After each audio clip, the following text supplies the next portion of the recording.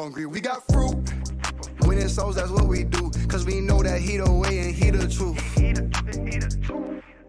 He the truth, the way to life. He the truth, the way to life. Who you thought? Jesus Christ. He the truth, the way to life. He the truth, the way to life. Who you thought? Jesus Christ. He the truth, the way to life. He the truth, the way to life. Who you thought? Jesus Christ. He the truth, the way to life. He the truth, the way to life. And Jesus said to him, I am the way, the truth, and the life. No one comes to the Father except through me. Amen. The way to life. Jesus Christ. He the truth, the way to life. He the truth, the way to life. And Jesus said to him, I am the way. It's probably just too loud. Yeah, I think so. Yeah, it don't need to be that loud.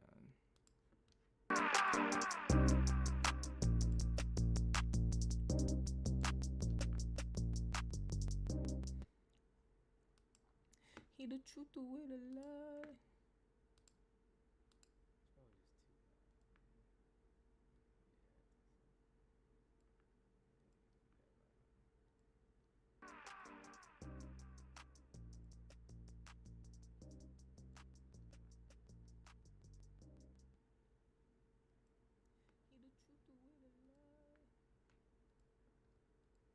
Alright, that's good enough. Has 3 bodies and I don't one know if chick this has is it. 50. The chick I with don't know 50 if is this going to is give you a If you're looking for a one night stand and Wait. one chick has 3 bodies and I don't one know if chick this has is it. 50. We got fruit. How many?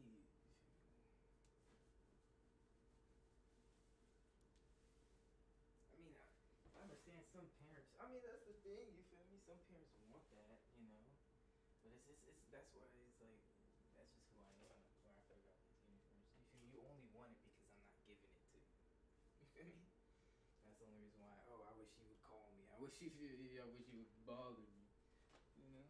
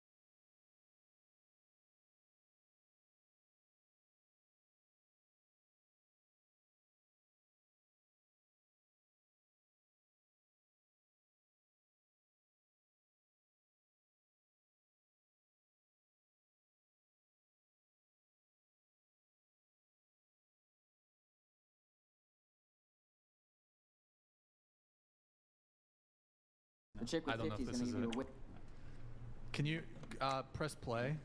a freakier night, and then chick with 3. So I'd Whatever, maybe we'll go just with 50. fuck it. You're gonna walk around looking for chicks thinking, I want one that smells For a of dick. one night stand though. I want one who's been I plowed. think he gets to Who's I gonna want give you? that. Who's gonna give you a freakier night? I wouldn't Yeah, want Steiny, that. I wouldn't want that. I don't G. think anyone For a one night thinks that. stand. any Okay, guys 2 would want bodies. 2 bodies. Or Yeah, fucking.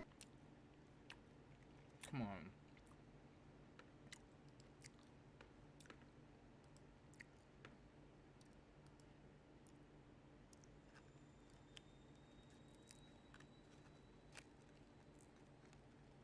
You can give me a virgin for a one-night stand. If you're looking for a one-night stand, and Wait. one chick has 3 bodies and I don't one know if chick this has is it. 50, the chick I with don't know 50 if is this going to is give you it. Can you press play? a freakier night than the chick with 3. So I'd Whatever, maybe we'll go just with 50. fuck it. You're gonna walk around looking for chicks thinking, I want one that smells For a of dick. one-night stand, though. I want one who's been I plowed. think he gets to. Who's I going to want give you? her. Who's going to give you a freakier night? Yeah, Steiny, I wouldn't want that. I don't G. think For a anyone thinks one-night that. stand. Okay, 2 bodies. 2 bodies. Or Yeah, fuck it. You can give me a virgin for a one-night Who the hell stand. goes Yes, for the sir. girl with the higher body count? It's innocence that men find appealing. This is what most 100%. people don't understand. Yeah. Women don't even know what men find attractive. What actually amazes me is that women go through the world and they're so concerned with how they look, but they have no understanding on a basic level of what men find attractive in women. And I know that for a fact because every single time I sit with a chick and talk to her, especially for the first time we're on a date or something, she's saying always completely the wrong thing. She's saying exactly which makes me less attracted to her. The fact she's still hot will get her through it. What's the worst thing a woman can say on a first date? The worst thing is it's just basic things they don't think about, right? Like, what's the worst thing they could say on the first I date? mean, there's a bunch of dumb shit they could say, but within a realistic frame, women will sit there and do something they think is innocent. They'll talk about traveling. I've been to here and I've been to there and I loved what I saw this. My favorite place is this. Da-da. When you sit with a dude on a first date and tell him how many places you've been, all he's thinking is you've been fucked. Yeah. You've been fucked by who paid for that? Yeah, Who paid for that? Yeah, Oh, yeah. nice hotel, bitch. Like it's bullshit. Like shut the fuck up. And on top of it, men want.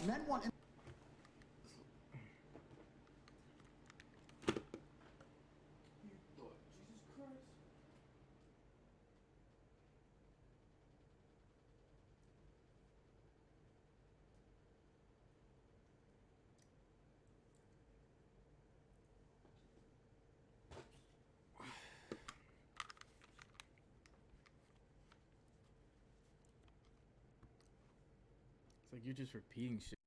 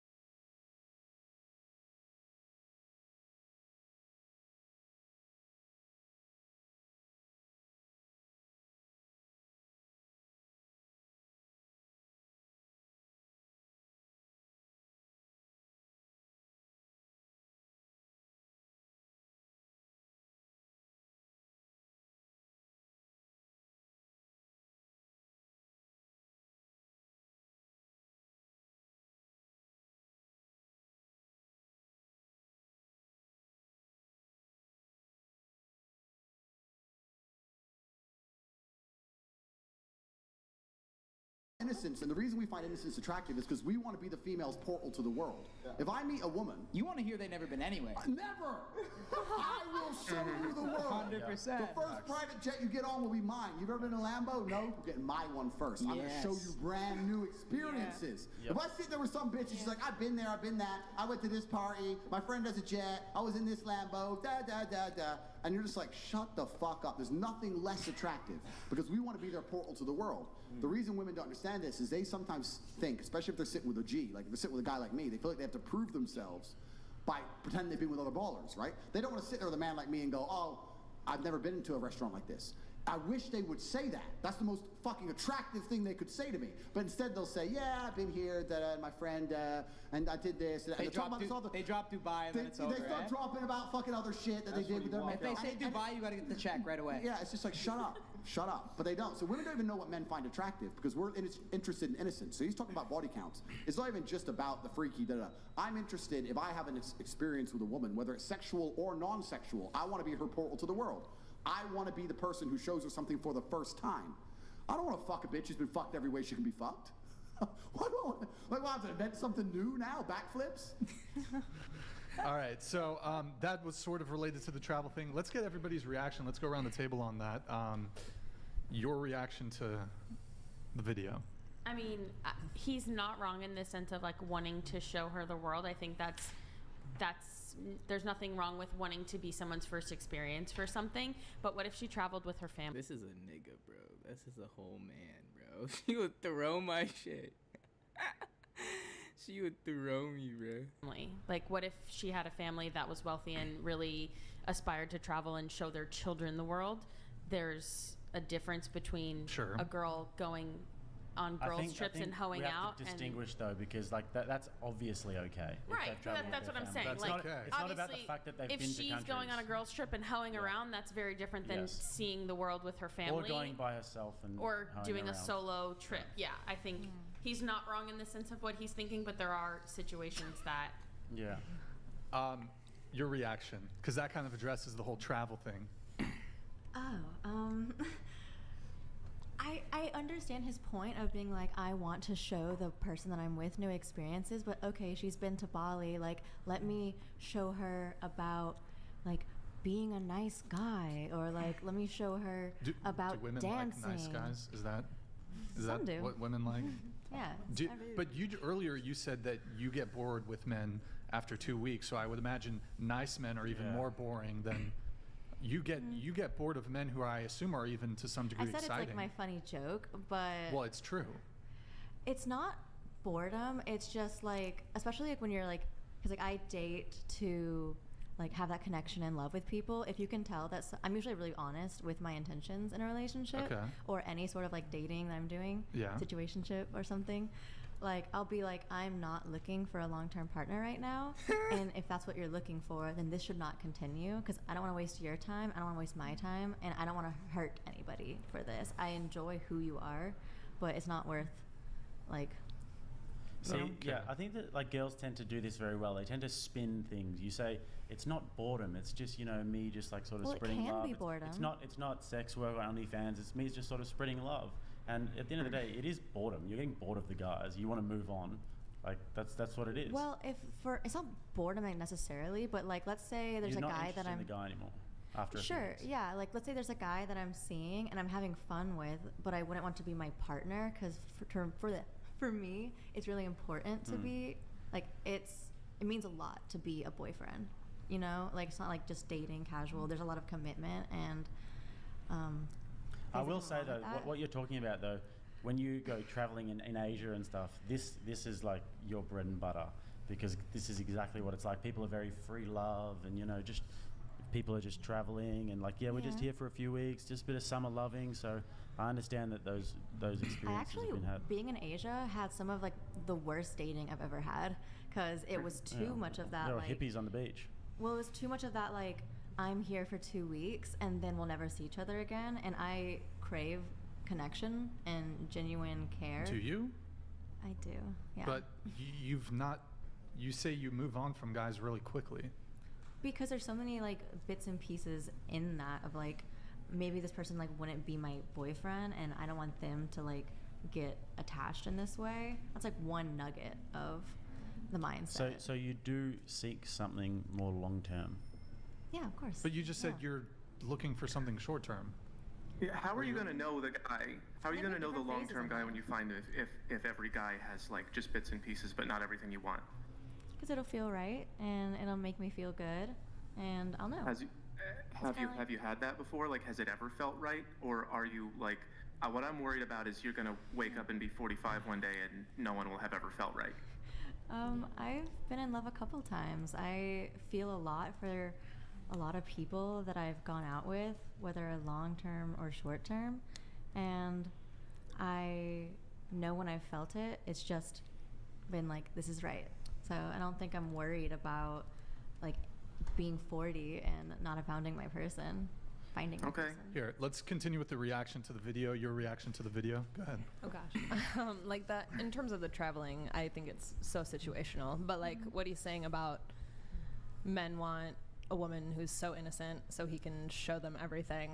I feel like, yeah, they're like an alpha male is going to want that for sure. But I feel like he underestimates the amount of simps in the world that do want a woman who has a lot of experience, you know? But they don't want There are a him. lot of simps. There was a lot. Yeah.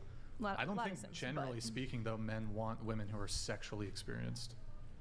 Yeah. I'm Like not a that. man, so I wouldn't know. But like, We actually, there's another tape video on that, which maybe we can watch later. It's the same as like old guys saying that they like old women. They don't like old women. They just can't get young women. okay, heard.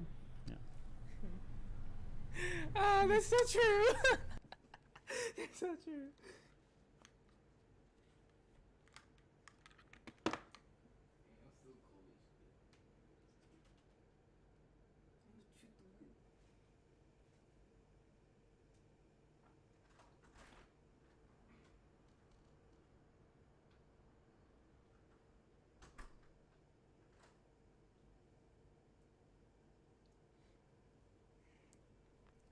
You got fruit.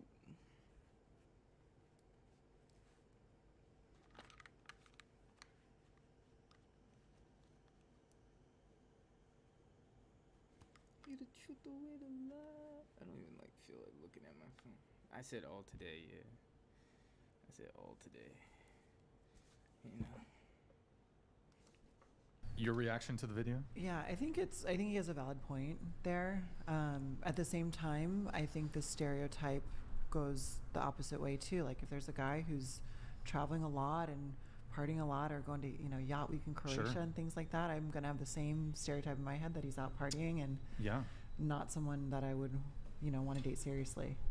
Yeah, I think the thing is though is that then that brings us a little bit into body count. I think generally speaking, men care far more about females' past promiscuity or current promiscuity than the reverse. I think women are free to care about it. I think it just happens to be the case that they care far less.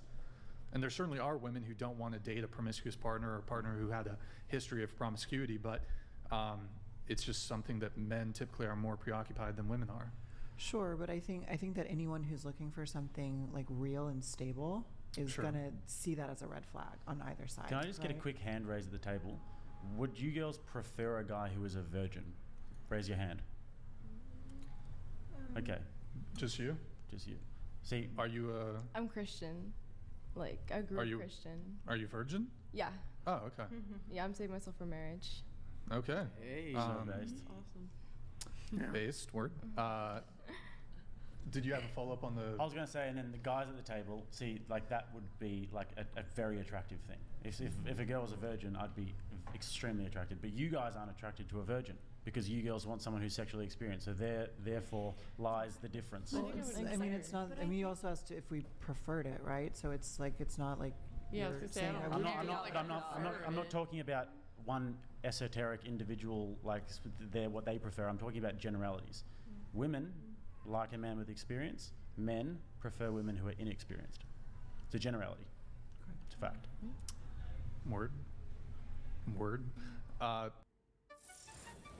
universe is vast, full of challenges and opportunities. Reaction to the video? The thing is, I think it just depends on the situation. I mean, like I love to travel, but it depends on what they're doing. Like if they're going with a group of friends, just partying, I think I would see that as a red flag. But again, if they're just going for work or with their family, then I think that's okay. But it's about perception, right? It's not about like, because, for example, a woman could be a stripper, she could do OnlyFans and have a really low body count, but just because you're engaged in doing that sort of thing, the perception is going to be this person may be sexually loose. So somebody who travels a lot, what we're thinking is it could very well be the case that you've never hooked up with somebody while you're traveling, but if you're traveling, we're going to think that's a pretty opportune moment to just have casual sex with somebody and just hook up. A lot of people, you know, if you're on a dating app, you'll always see people on dating apps. They never count them in the body count either. Yeah. But then I feel like that's where communication comes into play. If that's something you're really concerned about, that's when you ask details about, oh, well, who did you travel with? What was your intent to travel? They just won't tell you. They'll lie about it. But I mean, that's still, I would say that's still an opportunity. That's where communication, like you guys just dismissed that immediately instead of actually considering communication. No. The thing is, though, we just know. So you we can tell. That's it. We can tell. Have I had lots of sex on my Asia trip? Yes. No. You did. You don't have to tell me no. I'm saying no. Okay. Okay. What is a lot of sex? What is a lot of sex? What is a lot of sex, Jake? You had me. I'm gonna say you might have had 2 or 3 summer love-ins, 2 or 3 boyfriends. That might not be a lot to her. That might not be a lot. And it was like maybe 3-4 weeks. You're on an island together, you know, enjoying the sunsets. Now, boyfriends is different. Yeah, I mean like brief like boyfriends. Yeah. I don't mean you're having sex every night. Boyfriends. Oh yeah. Yeah. Well then, that's a lot. That's a red flag. No, because I'm a young woman that's enjoying No, you don't say no because I'm a guy and I'm telling you it's a red flag. Okay, no, but it's a red flag most for you. Most guys. You can't say like no. But it's not there's a red flag. on the opposite side of like say this is most. This is the rest. See, like I said before, we're not talking in esoteric generalities and some random guy who randomly he's like, oh, awesome, you're in Asia and like had sex with all these guys. That's awesome. We're not talking about those guys. We're talking about generalities. In general, if you tell a guy that you went to Asia and you had these boyfriends, one at a time, please. Go ahead. If you tell a guy that you're in Asia and you had all these boyfriends, he's going to think that is a red flag. Hippie dick on the beach is a red flag. Trust me. And then that's. Are you not dating when you're traveling? Sometimes. Sometimes. Yeah. Yeah. But I'm a guy, so it's very different. True. Let's continue with the Tate reaction. Your reaction to the video we watched. I think it's situational. I mean, I've traveled for the last probably 10 years, and I can honestly say I've never had a one-night stand with somebody in a city I was traveling in. I've literally just traveled to do what I was there to do and went home. Never had a one-night stand ever? No. What about like casual hookup? No. Okay. All boyfriends. Yeah, I think you can travel for culture and you can travel for sex, and the last one is like no. And I agree with Andrew. If you've been to a lot of places, because you are craving for places, it's first of all, where do you have that much money? I mean, for sure, it's not that easy. You didn't work hard at Walmart and get all that money to go 5 countries in a month. But if you have a normal partner, a good relationship, and you submit yourself to your love, he's gonna open the world to you, and he's gonna tell you, okay, baby, let's go here, let's go there, let's go to the Maldives, and it's gonna be a different experience because it's gonna be about you and him discovering things together, not you know, discovering things alone or letting guys discover you. Why can't I discover the world alone? Why do I have to see it through my man's eyes? It just depends. It just depends. I think like where we're butting heads here is that you're looking at it through your worldview, where it's like me. I want to experience everything and have this amazing life, and that's awesome. But isn't Andrew why does she always have that hat on? It's cool, but it's like I'm just now realizing it. Ugh.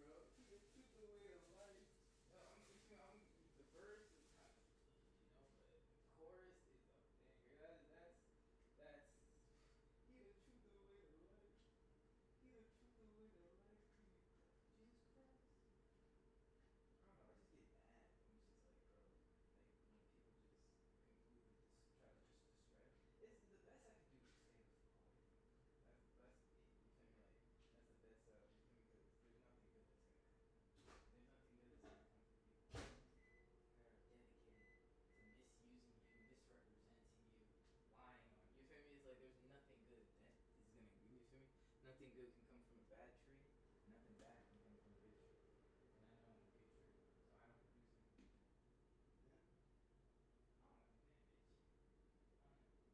I don't know. I'm just loving being a jerk. It is bad.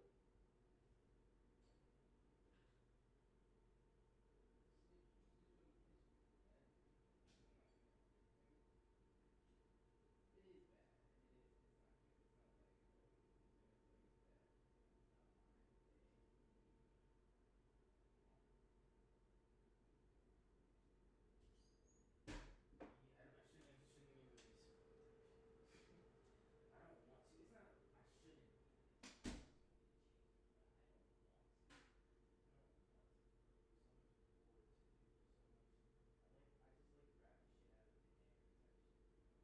It's not good. It's not like it's good, but it's bad. Not mine. Yeah, I shouldn't even be supporting. I don't want to. It's not. I shouldn't. I don't want to. I just like grabbing shit out of the air type shit. I feel bad for Bridger. I feel bad for her. She could have had the king. She could have had the king. She could have had the king. She chose Heather. That's on her. I don't. Why am I even thinking about this shit, bro?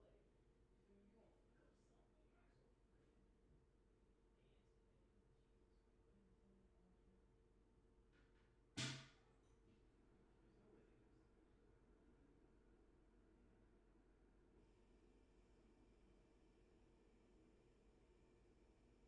you feel me? You gonna fuck up something? Might as well fucking dance, man. Jesus fucking. There's no way they got so much time. Damn, I didn't even know that. I didn't know that. Believe in something even if you mean sacrificing everything.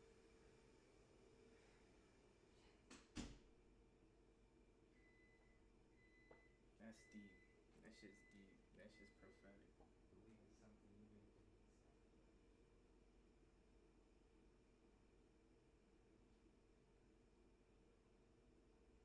Believe in something even if you mean sacrifice. I mean, so I'm just saying, bro.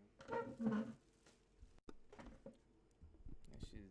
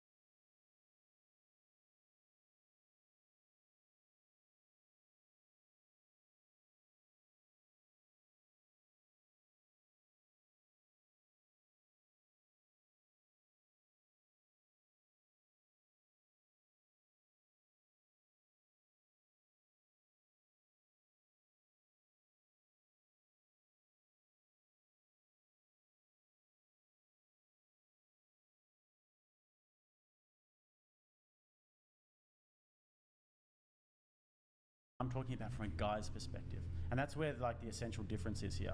And you're not really. I don't think haven't met any men with your perspective before. they haven't told you that because they're not honest with you. I'm being I honest don't with feel you. like This is the I first see time people someone's that been are- honest with you. I don't agree because I feel like I love it how you can tell a girl what. I'm talking about from a guy's perspective, and that's where like the essential difference is here. And you're not really. I don't think haven't met any men with your perspective before.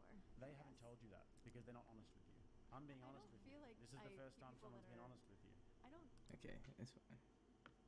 Can you turn it up? Okay, it's fine. I'm not gonna go through the rabbit hole.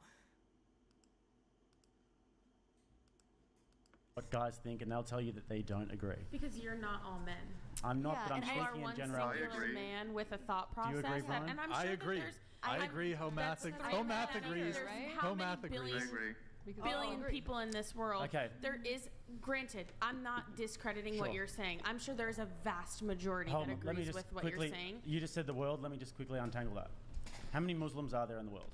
I don't know. About 2 billion. Do you reckon any of them like girls who hoe it up? No, but No. that's to say that a girl. How who many goes up Christians wants are there to in the be with world? them. I don't know, maybe like 1 billion or so. All of these religious cultures around the This is world not only where, about where Muslims. female Religion. chastity is valued at the highest order. this is specifically Western what you're talking about. This attitude where you can just go and do whatever you want is specifically Western. Yes. So I'm telling you from the perspective of a Western guy. If you spoke to an Islamic guy, he would go nuts if he heard this stuff, because they are actually virgins until marriage, all of them. Yeah, they would kill you maybe. Seriously. Get the rocks. Abdul? Yeah. So when you talk about, when I talk about generalities, Abdul? trust me, it's not just my perspective. What do you This say? is- Yeah, they would kill you maybe. Seriously. Get the rocks. Abdul? Yeah. Get So the when you rocks. talk Get the about rocks. when I talk about generalities, trust me, it's not just my perspective. This is throughout cross-culturally, throughout history, and all around the world. Absolutely. You've I asked don't vastly disagree with most that part, but there is a small portion of people who We're are not talking about the open-minded small enough. portion of people, though. But I'm saying there's always a flip side You to said it. to me that I can't speak for men, and I'm telling you that I actually can. But there's a flip side to everything. Is all that I'm saying. Yeah, no, Beautiful. but Beautiful. I agree. We agree because you're saying that there is a small percentage of men who don't care, and I completely agree with that. But what I'm saying is the vast majority of them do care. Hello, friends. Big T here. Back in 2016, I told you to buy Bitcoin at 400. The world called me mad. I said it would hit $20,000. They said I was insane. The following year, it did just.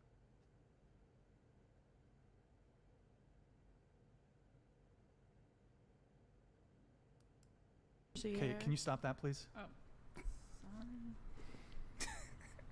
You don't need, you don't need to make faces. It's audible, it's distracting. I already stopped. You be going off, bro. You be going off on there. Yeah, it's like some kind of filter, bro. I forgot how to get the filter in though. What was it? Filter spoon. Edit filters.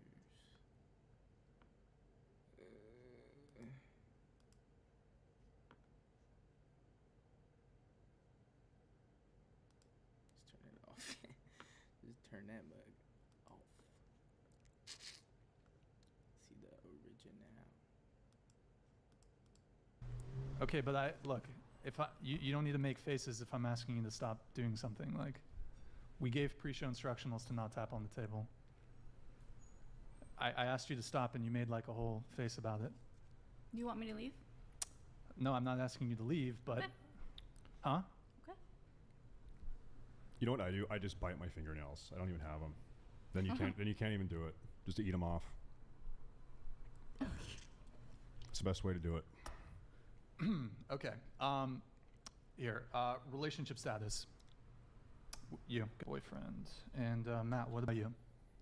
I've been married for 2.5 years, which I don't know, that's probably about as long as I've ever been in a relationship. So we've been married 2.5. We've got a 2-year-old toddler right now, a daughter. This chick got me dead half the time. What is this hat? And then she got a baby. What is this? I've seen this girl before. I don't know where. Got my firstborn son in 3 months. Firstborn son 3 months from now. Congrats. Are you Soon. Huh? Are you leaving? Yeah, I'm gonna leave. Y'all have a good evening. All right, peace out. Bye. This is Sparta! Hold on, I gotta fix this shit. Later. Oh my god. Peace out. Peace out. You too, homie. Keep the change, you filthy animal. Bro. Keep the change, you so filthy fast. animal. Oh, there's no more. I think we just gotta, yeah. Okay. Home Do we Alone. have Madison join the? I think we have Madison join the table, right? Bro, did she really get triggered because I asked her to not tap her nails on the table? Bro.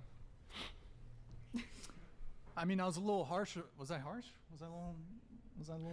It did, like, stern? was she doing that last time or something? Is this a recurring thing? No, or- no, just like. No. I don't think you were harsh. Yeah, I think he was cool about it. Yeah. It's kind of harsh. You just told her to stop and. Well, I told her to stop, like, cause I was like pretty stern. I was like, "Hey, can you stop tapping your nails on the table?" And she kind of gave me a look. Yeah, because And the then, mic picks and us then up. I was like, I don't need the attitude. Like, she wanted to be combative about me trying to like have control over the show, and it's like, I don't need the attitude. I just told you to stop fucking banging your nails on the table. Whatever, bro. Let me see the chat. By the way, feminine, hello, super combative, bro. I thought we had moved on. Seemed fine to me. She had okay, whatever. All right, moving on. But okay, just like women are not obliged to sleep with you on the first date, so too are men not obliged to provide for you on the first date. You make a good point. Yeah.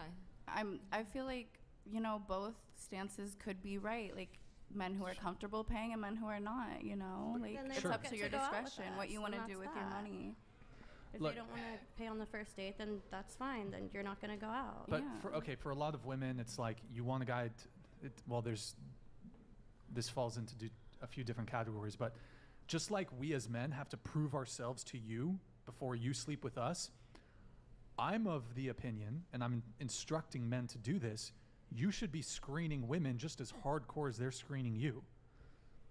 So I think you should wait to provide until men should wait to provide until you've proved yourselves to us. You don't get the benefit of my provisioning until I know you are only talking to me. Because like I said earlier, one of the main reasons I don't want to pay for a girl on a first date is these girls are dating multiple dudes. They're sleeping with multiple dudes. You don't get my provisioning until I know you are only talking to me. I think that's how do you know they're sleeping with other dudes though? You have to make that assumption in 2023. That's how people But move. like some of them really are not. Like dead ass. Like are Bro, really they not. are. You can't. That's just the thing, assume though. they're Like, Okay, you so- never know, so you have to take Look, precautions. so if they're not, then you still do the vetting process, maybe 2 or 3 dates, and you determine they're not, and then you feel comfortable, and then you move on in the relationship as normal. Yeah. Let's say so let's say you're they're not. saying that they go out just to eat and they don't actually like you? What do you mean? Like you're saying, like you're worried that someone's just gonna like, you don't want to give your like provisioning and providing for until you know that she's like just with you, right? But you're Pretty saying much. like you're worried that someone who would go out with you, that they don't actually like you, they just want the meal. A lot of Some- girls do that. Some girls do that. A lot Some girls of do girls that. do that. Look, I know how people move. People have like 5 dates in a week with different dudes. Even average chicks can fucking get. Did you remember that the thing that he pulled up? She literally said that she went on 6 dates a week just to pay for Yes. groceries. Thank you for bringing that up, Yeah, Kelly. but some Hold on, guys hold are on. okay with like paying for dates, you know, but he's not personally. So it's like I would think that the girls that would date you would know like, oh, he's not cool with paying for dates. So like, I'm not gonna do that with him, you know. He's Well, I'm not not- cool paying for dates on the first date. He doesn't want to waste his money. Like a man doesn't. It's not about the money. It's not about the money. $10, $10, $20, I don't care. It's about principle. Go ahead, It's about Kelly. deserving. I would just think deserving girls it. like that are want like free dates and like they would just do that with guys that are cool with stuff like that. Yeah, but a lot of- most girls assume that the guy's gonna pay. Because that's how it is for the most part. Look, a lot of women are just so accustomed to men doing all this extra shit, moving mountains just for a chance at you. Because look, there's no shortage of simps. That's your clientele. So look, I mean, I want to point out one thing: a woman who requires romance just really doesn't like you that much. Because she never required that like really hot dude, that really exciting dude to be romantic, That's to true. pay for anything. Yeah. Wait, Girls, so like, Like when you're really into a guy, you'll just fuck him because he's so hot, kind of thing, right? yeah, And girls. he doesn't do anything for you at all? I've definitely been there, done that. Bro, there's- yeah, girls, like the super hot guy, they don't need him to pay because they're happy to get with him. But like the guy that they think they're settling for, even though most of these guys are actually on their level, because a lot of women view themselves as more attractive than they actually are. They have an overinflated sense of self. They have a big ego. They have fucking 100 simps in their DMs. They download Tinder. But that There's guy's 1,000 paying dudes. for some girl. The super. He might not be paying for all the girls that are just fucking him like to do it, but he is paying for some girl out there. I guess. For sure. So you expect men to pay? No, it's You not.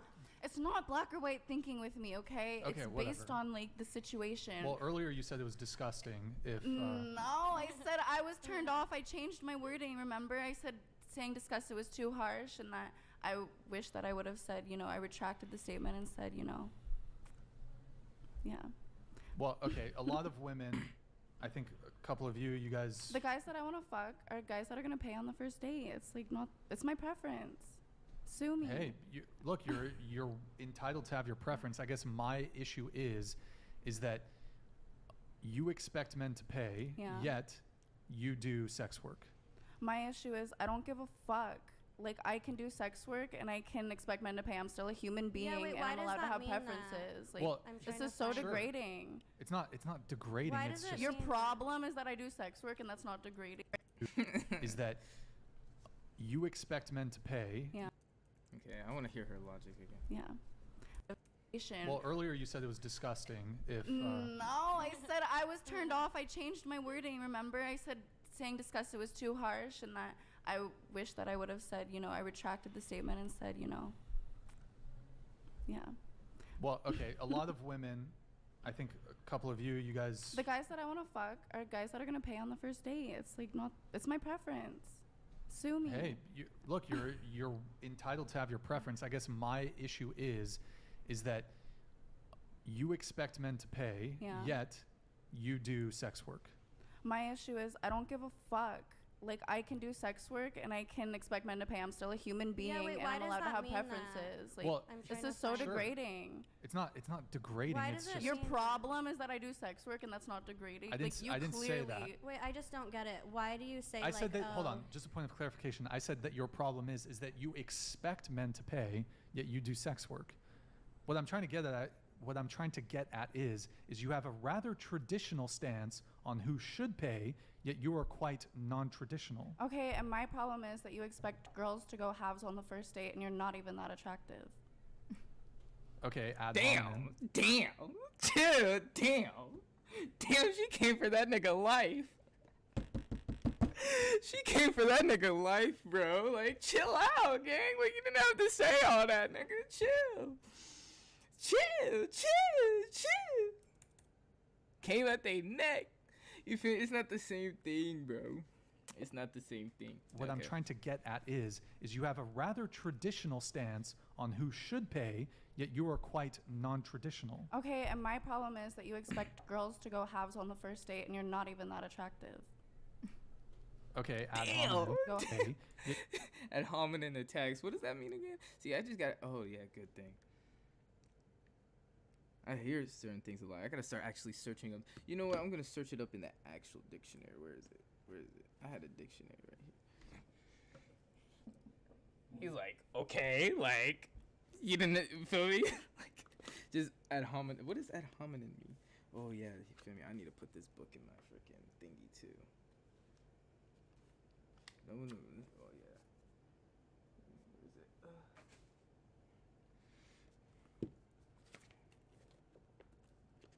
I'm just gonna use modern technology. Come on. Hey Siri. Hey Siri. Hey Siri. Dang, bro. I'm sure I had a dictionary somewhere, bro. I know I did somewhere.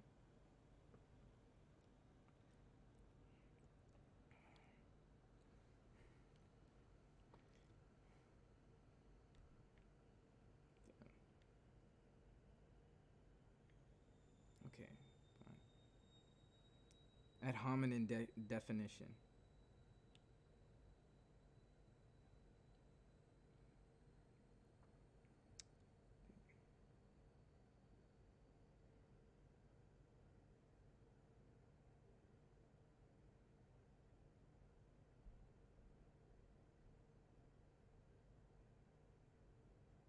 Okay.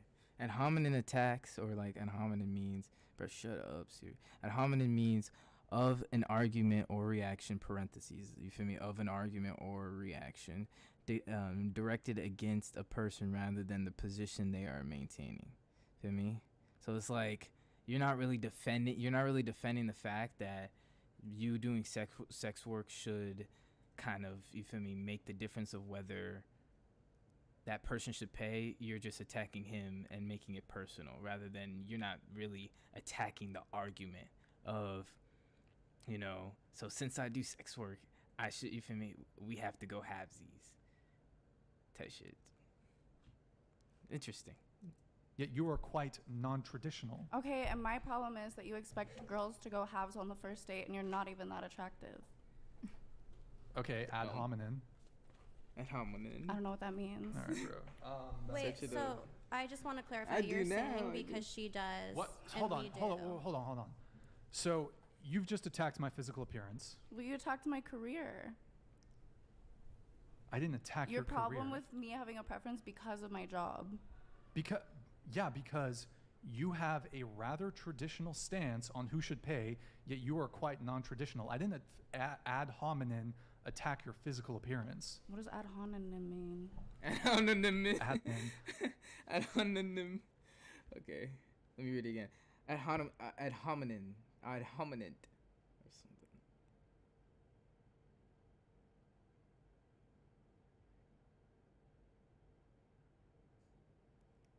Ad hominem definition.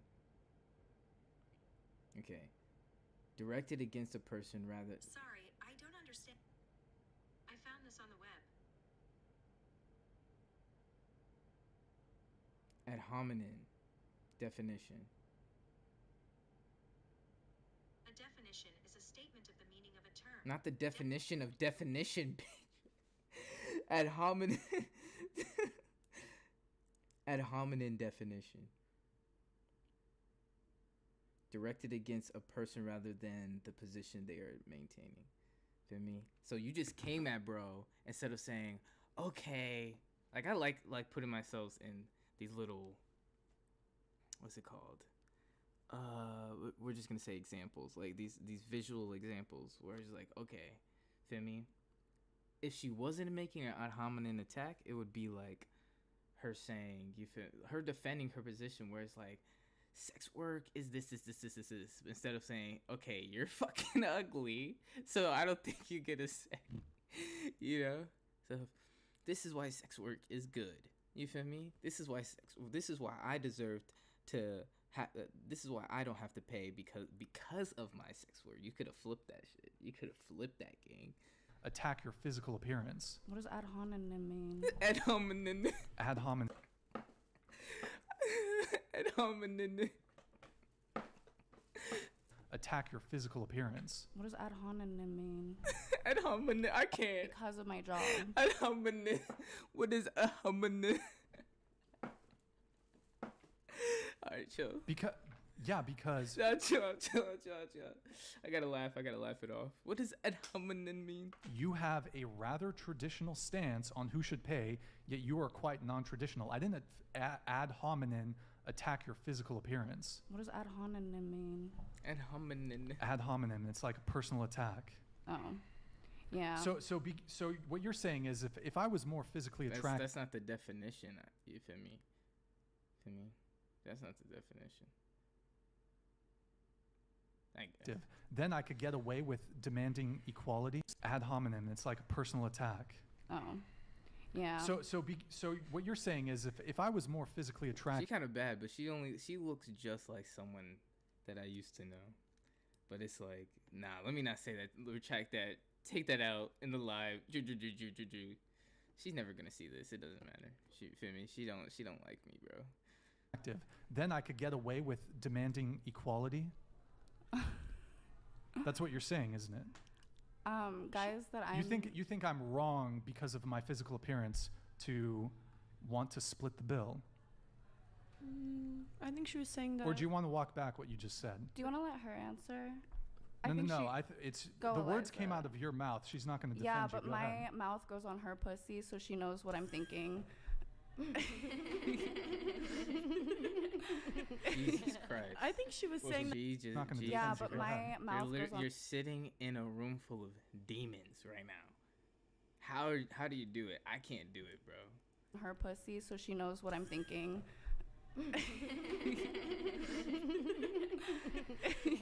I think she was saying that it was a low blow to talk bad about her career, so she did a low blow back. It's not. It's really not, though. It's totally different. So, I'm gonna kindly ask you to leave. This is Sparta! Alright, I have to take her That's with so me. head ass. Why'd you do that, bro? That's so head ass. You feel me? That's fine. Dang, you well- feel you really booted her for that just for calling you unattractive? Like, I don't feel like it would be that deep, bro. Like, you made her leave for that. That's extra, bro. Like, that, I don't know. Personally, I would just be like, okay, you know? Like, Just go be get back prepared, to the Eric. conversation. Okay, see ya. Thanks for having us. You can leave. Bro, did you hide it, Eric? Pretty soon. Damn. What a fucking... So she was the girl that did that. I remember hearing that somewhere, you know? But, yeah, bro, like, I don't think it was that serious. I think you could have continued the conversation. But at least everyone's following, I don't know if it was Fresh and Fit. I'm pretty sure it's Fresh. Everybody's following that kind of, kick them out. That's what I've realized. Like, kick them out, kick them out. It's like, why do you have to do what they do? Why can't y'all be, like, different, you know? Like, if I don't know if it's toxic masculinity, but I just feel like these dudes, like, you feel me? I mean, because he's like the second, I feel like, biggest podcast in comparison to Fresh and Fit. Like, I know, you feel me? I know Fresh and Fit, and then I know this podcast, this whatever podcast, you know? And he's, you feel me? But it's just like, I don't know. It's something about where it's just like, why do you always have to have this dominant stance? There's a lot of power in, I don't want to say submissiveness, but that's basically the word. But you feel me? It's good for a man to be dominant and da-da-da, but they just be like, I feel like missing out on their own shit sometimes. You feel me? Missing out on their own stuff because I'm a man, and it's like, man, let's listen for a bit, you know? Just be prepared, Eric. Okay, see ya. Thanks for having us. You can leave. Bro, did you hide it, Eric? Pretty soon. What a fucking cunt, bro. Film it, bro. Holy shit. Did you She's being It kicked showed out. for a second. I was saying It showed that for a we have to second? leave These soon. people are What time lost. is it? I think it's 10. Goofy niggas. Goofy niggas. Goofy. Goofy. Wait, what happened? What did I miss? She got kicked out for calling him ugly. Basically, it's 10:11, Natty. Okay. So soon I gotta get going. Okay. When? Oh, we gotta get going. Like a few more minutes or Okay. something. Like 10 more minutes. Okay. Do you think she tried to do it the first time? Like an hour and a half People ago? were saying it was That's intentional. crazy, bro. Like, he got it right on the, you feel me? He got it right on the money, bro. It's probably because of what you just said, that she did it already. I hate that look of promiscuity, you feel me? Of the promiscuityness. In this, like the face that she made before she did it was like, Like a few more minutes or something. Like 10 more minutes. Okay. Do you think she tried to do it the first time? this has nothing to do with this, but I just wanted, like, I was just thinking about this. I find it funny how many people call me, like, quiet when it's just, like, I'm loud around the right people. You feel me? Like me making, you feel me? I talk a lot, but when I'm around, like, when I'm doing this, but when I'm around people, you feel me? I don't say nothing, bro, because it's just, there's nothing to say. You know, to me, people talk too much. People talk way too much. Like an hour and a half People ago? were saying it was intentional. You think she did? So, I don't know. I looked didn't up and see I was it. like, oh. Yeah, I didn't see it until I read the chat.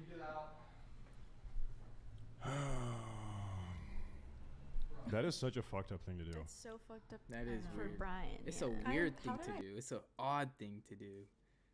It's a weird thing to do. Not if they act like, oh, she's such a criminal. It's not good. Just like, it's just weird.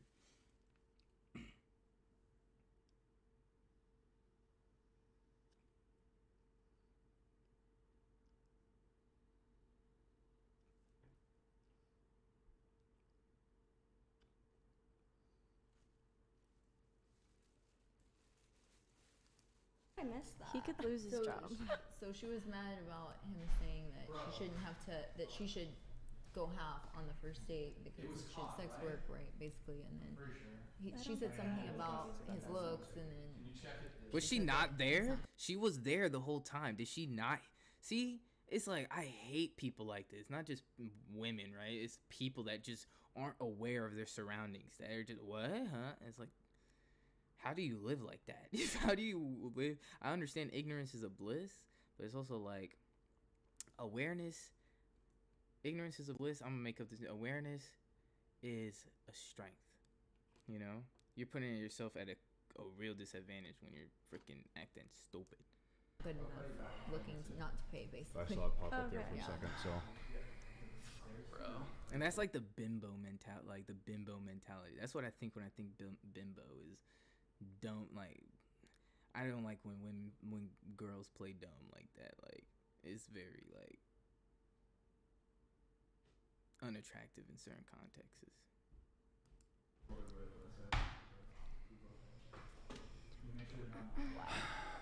What a terrible person. Can we all agree here? What a terrible person. That's terrible to do. That's terrible to do. Disrespectful. That was disrespectful. They should just walk away. I think we have to end the stream there. Yo, mods, can you tell me did it show up on stream the second fucking? Did you guys see it? Eric, I told you to be on it, bro. I knew she was gonna fucking do that shit, bro. I should have blacked it out from the fucking beginning. She flashed. Some So she people popped see it. it. Saying I missed. I was like, did she take it? Somehow Yeah, she did. Yeah. No, I She didn't literally see that. walked Yeah, out yeah. here with her No, titties she out. literally pulled them down. Did you I missed that did you see the part. titties? She got kicked out and you yanked her shirt down. No, I down didn't as see she it. was walking out of here. I missed that. I think we did were not see that at talking. all. Yeah. It was probably there for like 0.3 We can seconds. end it and restart the stream. But that's a whole nother fucking That sucks. fuck. Do you have just have mods delete clips? Just spam delete clips. I don't know if my mods well, I have Twitch and I have YouTube. I don't know if I Okay. can do it on fucking Twitch, bro. I don't know if he's gonna. Bro. I think you should Oh my just god, end it. bro. That's so fucking like Childish. so fucking childish. She's like fucking with my business there, bro. Yep. Delete this shit. Oh my god, bro. I kicked her, bro. I don't know what to do, guys. It showed. I think we have to end it, and maybe we have to restart. I don't fucking know, bro. Millisecond, bro. I wouldn't trip. Fuck. Nick, can you find them? Can you find it? Yeah, it's just a second. Bro, yo, if anybody watching knows her, I'm gonna actually sue her because that was malicious. That was malicious, and she's intentionally interrupting my business. Malicious, tortious interference. So, fuck it, bro. We're gonna fucking sue her. It's one thing if you have a nip slip, but to intentionally do that, to try to fuck with someone's business, yeah. Guys, if anybody knows her, get me her full legit name because we're gonna fucking sue her, bro.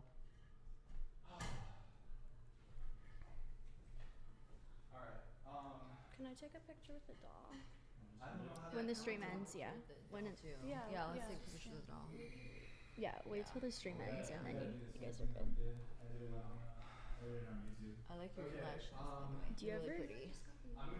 Do you ever get that you look like Paris Hilton? Yeah, I get that all the time. I don't try to. I don't. Yeah, I try know, to but look like her. I literally, just like, look my first thing when I saw you was like, Yeah. oh my god, she looks like Paris Dude, we Hilton. were at dinner the other day and some guy literally goes, "You look like Paris Hilton." I like thought you were her. Chat, she is not exactly representing her side very well. That's the unfortunate thing. That's the the worst bad thing about it. Yeah. A separate after show? It's just like. We don't have to do the after show. It's fine. Okay. Just let me know.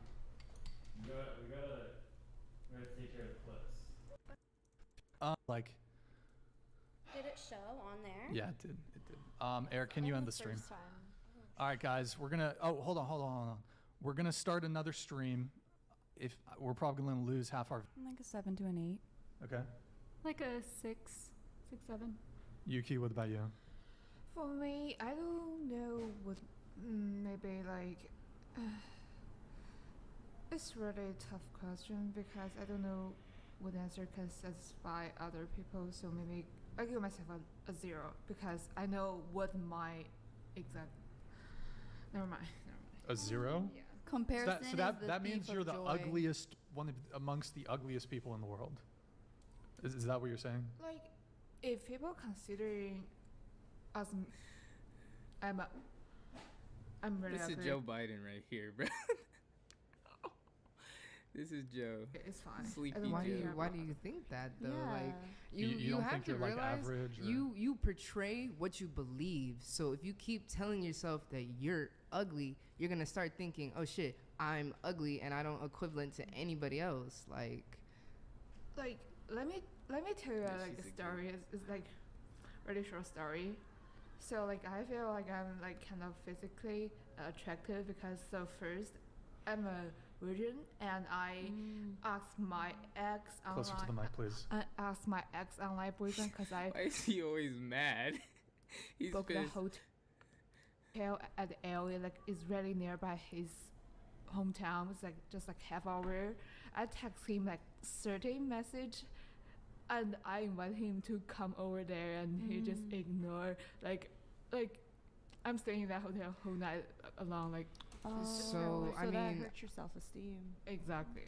Yeah, but honestly, that- the word of advice, you don't even need a boyfriend. You need confidence. You think that you're ugly. You already think some type of way. You don't have any type of conversation skills. So what do you like? What do you like? Into the mic. Maybe like I give myself like 5 I think. No, I'm not asking you to rate yourself. yeah, I'm okay, saying like never mind. in your hobby, like what do you like to do in your free time? Like honestly, I'm staying in library whole day. Like I only study, like staying in library. Like So you study and okay. Well, while you're on your downtime, obviously your eyes will hurt. Why don't you just pick up a hobby of what you like to do? Hobbies differentiate you from different people because of what you like. Everybody likes a certain thing, and lo and behold, a guy one day will like the same thing that you like and that you've worked on yourself. You just need confidence. You just need to like throw dating out the fucking window because you don't need that. You think you're ugly. Why do you think that? You just need to look in the mirror and be like, okay, you need to fix yourself. Okay, well, my makeup. Why is she crying, bro? That's what I'm saying. That shit scares me, bro. It's like, yeah, bro, come on, bro. Oh, this girl looks sad as what's going on, girl? I feel like I'm in this is, what's his name? Snoopy Droopy? Is kind of like, it's not looking like the same as everybody else on the screen. Let me try to work on my makeup and work on my confidence as I'm doing this makeup. I'm that bitch. I'm this person. You have to have that mentality that you're up there, Facts. You're not ugly. Yeah. Oh, What? sweetheart. It's okay. It's all right. Take your time. Take your time. Did I say something wrong? Like, No. She's really not. She feel me? Like I don't know why she think. I mean, that can put you down to a 0. Just the way that you think. You feel me? Can put you at a really low score. In that sense, like I promise you, like the ugliest motherfucker. If they say I'm a 10, by technicality, by spirituality.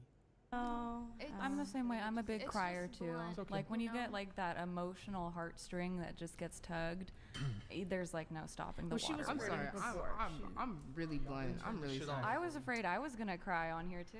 She was hurting. She didn't say anything. She said nothing but good things. It was motivation. You feel me? A little bit before, but I think she does struggle with her self-esteem for sure. I mean, I get it. Oh, I feel mean, for her. It I takes really do. so much, like a long time to build your self-esteem. Girl. And everybody in your lifetime will turn their back on you. That's just She normal. just look fried. Like she look fried. Like I don't know what it is.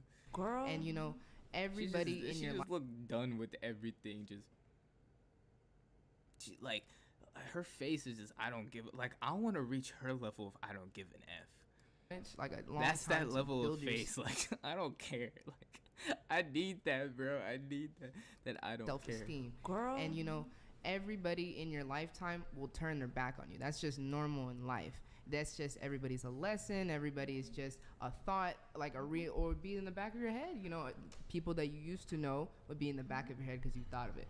Well, as a person, from suffering, you through time you grow to fix yourself. You have to grow and learn that, okay, what am I missing? Like how can I be seen? Like as a human, like our purpose is to be seen, like by the other person. And as a partner, if you're looking for one, has to see you for who you are, not behind the makeup, not behind no social media standing or anything. That's messed up. Do you want to tell me about something like? No. No, Did you make I her like that. cry? I mean, I wasn't looking at her, so I didn't see the progression of the facial expression. No, I think know, she just got some deep emotional. facts that sometimes if Oh. you're not aware of them, the truth can hurt a little bit. I think she was crying from before. I don't think Yeah, it was she this was, like, moment. already She crying. she was emotional from earlier, so I don't think that this was related. Oh. Yeah, and Okay. I personally think that everyone should have the confidence in themselves as a 10, yes, because if we were confident in our own image, we would have more brain room to focus on other things like developing skills, developing hobbies, maybe finding a healthy relationship, having a healthier mental state of life. So I think focusing on your rating and judging yourself on that is irrelevant. And yeah, you should be a 10. You should just be confident in yourself. Sure. Okay, so there's a couple Hey, things my there. dude Ryan. His name's Ryan, right? My guy Rhino. Yes, sir. That's my dude. My dude Rhino. That's my guy. That's my dude. The funniest dude in the world. You think that we should be less preoccupied with our physical appearance? Yeah. So Okay. why not give yourself a 10? Like what justice does it do to rate yourself as a 2? To live your life being like, I'm an ugly 2, no one likes me. What good does that bring to yourself? Well, I mean, if it happens to be the case that, for example, let's say you actually are a 2, or this hypothetical person is a 2, and you have a accurate self-assessment of your own physical attractiveness, and you own it, couldn't you argue that it's actually more confident to be like, yeah, I'm a 7. That's how I am, versus like actually being like, let's say you're a 5. Let's say you're totally average. You're not particularly remarkable in any regard, and you think you're a 10. Don't you think it'd be more confident to just be like, yeah, I'm a 5? No, I think it's the most confident to show that you think you're the best you are. And I've met many people that by beauty standards, if we're using like Margot Robbie's standards, are 1s or even less, but just their confidence and their personality made me think that they were fucking the hottest guy I've ever met. So I think if you have the confidence in yourself that you are a 10, that you will attract people to your confidence. And if you sit there self-assessing, being like, oh, I'm a 7, I'm a 6. No, I think that's just a waste of your time and bringing yourself down and stopping you from succeeding and getting further, Well, is this scale based off of like solely attractiveness, or is it also like about Physical. what's inside? Just physical. It's Right. like just looks. Because like if it's physical, then like I think that the point that you're saying is like kind of false, just because like confidence comes from within. It has nothing to do with your appearance. Well, that's what I'm saying. And if you believe within you are a 10, then confidence shines. And I mean, like, confidence is shown in appearance.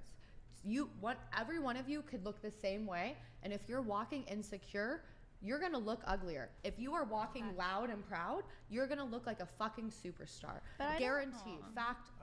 I don't think that everyone that like rates himself, let's say a 5, though, is insecure. Like, what did I rate I rated myself an 8, but I confidently rated myself an 8. I think like on the other side of what you're saying, like I completely get what you're saying, but on the other side of it's like I'm confident that I'm an 8, but like I also know that I can improve on like some things here and there, which is why I'm not like a confident 10. What standards though? Like what standards do you want to improve on? Because like you look like a 10 to me. Yeah. I think you're beautiful. Thank you. Like what standards are you putting yourself to? Is it like westernized beauty? Like where do you think your flaws are that you're giving yourself a Just lower like number the than a 10? golden ratio, like the staple of like, what who made beauty that? actually is. And that's my point, is like you're over here being like, I could be better, but if you just thought you were the best, you wouldn't even worry about that. You could be worrying about how you could be better in your other life set skills, not I just agree. your beauty. I'm not gonna just because they're women, I'm not gonna disagree. I agree with what she's saying. I fully agree with what she's saying.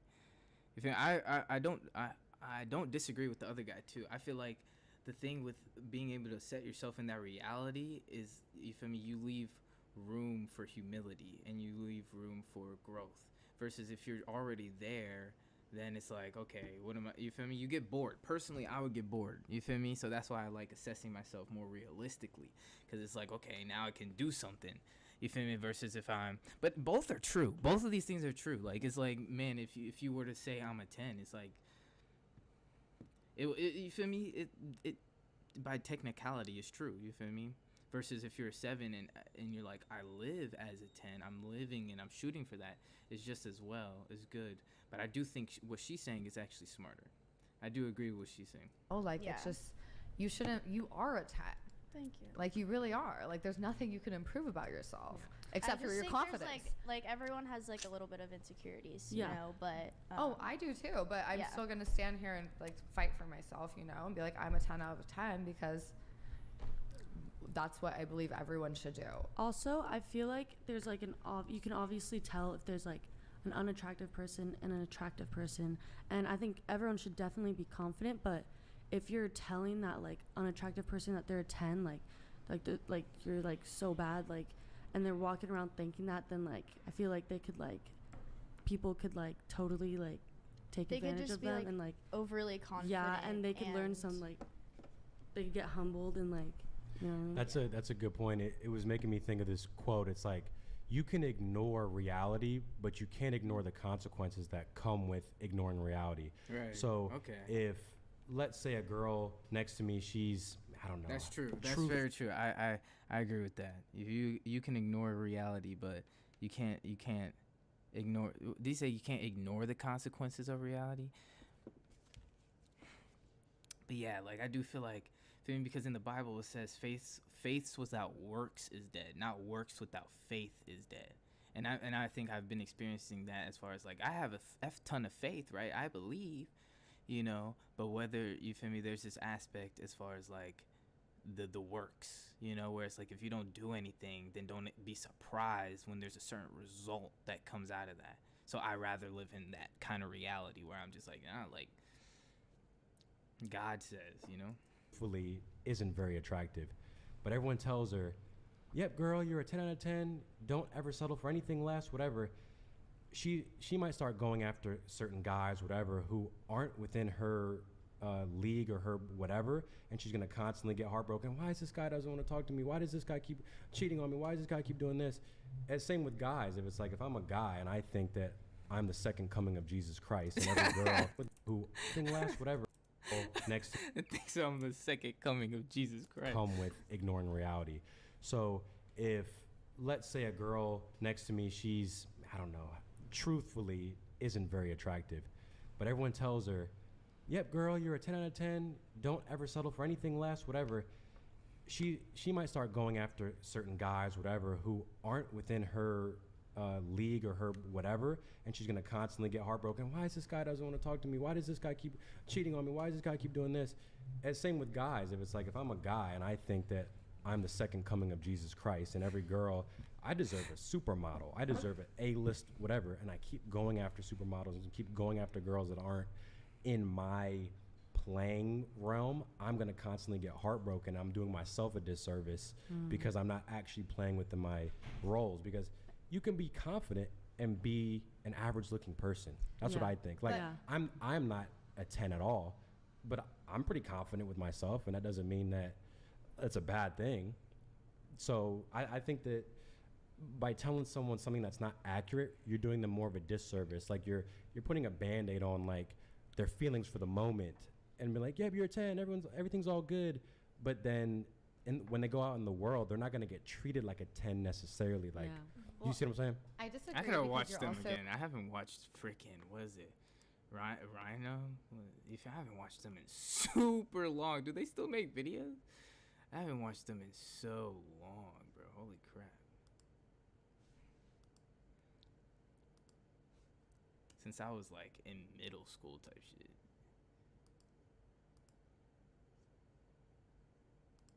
Okay, it's not working for a reason. Thank you, Jesus.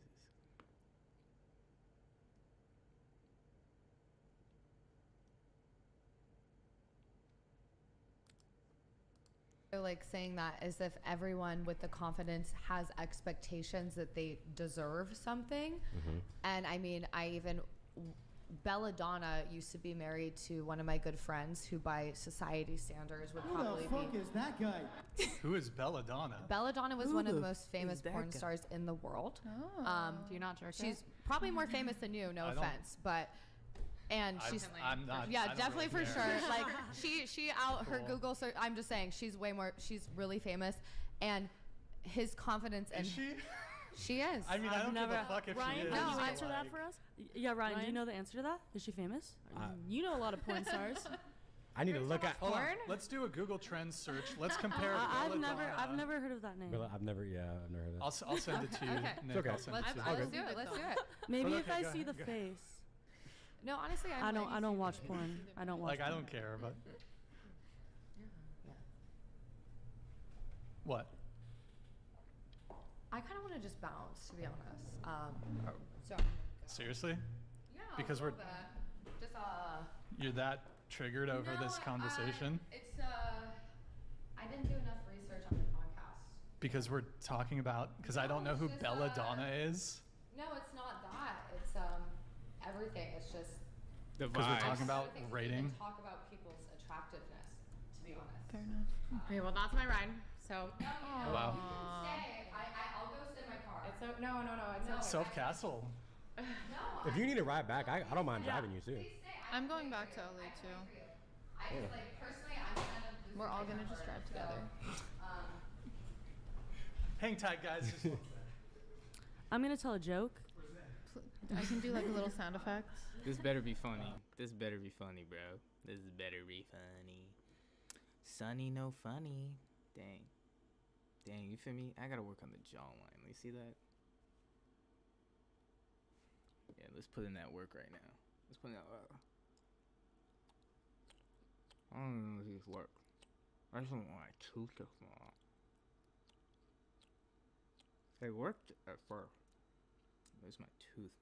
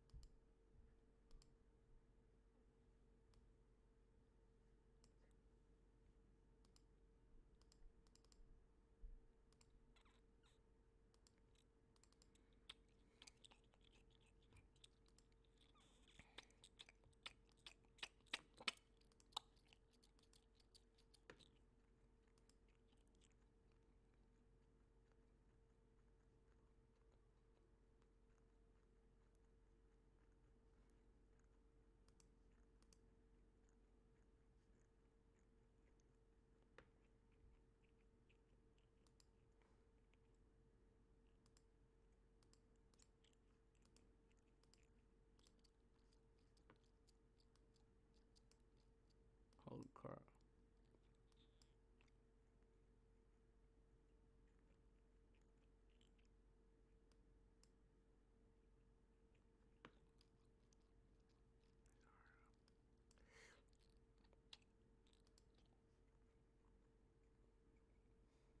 I'm dark, you know, I gotta draw that.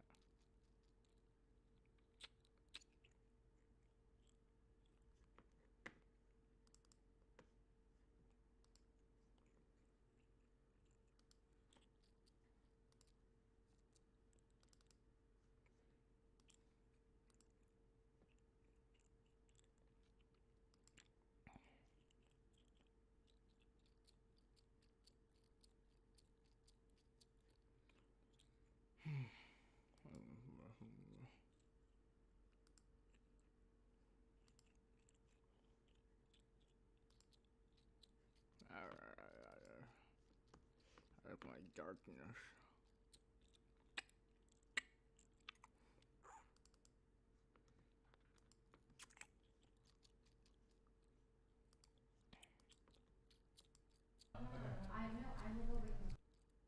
Oh shit. See, I do have space. There's. I don't know if I anyone knew, wants I knew to. that was gonna happen. I do have space for one more. What did I walk into? She did. Oh, she's still there. Shit. She said. What happened? She said Or that she I has better time than to sit here and talk about what people look like. So y'all got Personally, for like the whole like But we didn't even scale get thing, I don't started. think it's that deep. It's just like Yo, yeah, it's well, just we like didn't what even real think scale about 1 to 10. that. Remember when we were in like middle Started. school and be like let's rate each other, you know? Like we didn't think it was that deep until now, where It's people started not. making it that deep. It was nice Bye. meeting you. Appreciate you. I think it's not fair to say everyone is a 10 out of 10. Yeah, I don't Yeah. think But so like either. when I rate people, I also rate people when it comes to their personality too. No, Because absolutely, you could yes. be I like, think you you could can do that. actually. That's so crazy. I should do right. I don't know if I should do right. Clearly, kids did a lot of dumb stuff. I mean, it wasn't dumb at the time. It was funny at the time. Physically be a 10 out of 10, Yeah, but if then you're if your a person, shithead, yes, if your I person, will yeah. not want to Right. sleep with you We or didn't be even even get near started. Can we like move? That on was a like little? a pretty tame We didn't even conversation. start. Like, she would not have liked what I was about to say. Absolutely. Hold on. Does looks even matter for a guy if Just like normal amounts of money, like that you would. Oh, they'll just give you money. No, not give me money, but I'm saying. Like a normal relationship. Yeah, you take them on dates, you do shit, you live together, just normal. You said What's- you had a 5-year relationship, so you know how much you spent on your girlfriend, right? I think I bought her dinner once. Help him. I'm dead serious. That's really trying to think. Yeah, maybe a couple times I took her out to dinner. Maybe. Wow. 5 years, by the way. That's crazy. Yeah, I'm a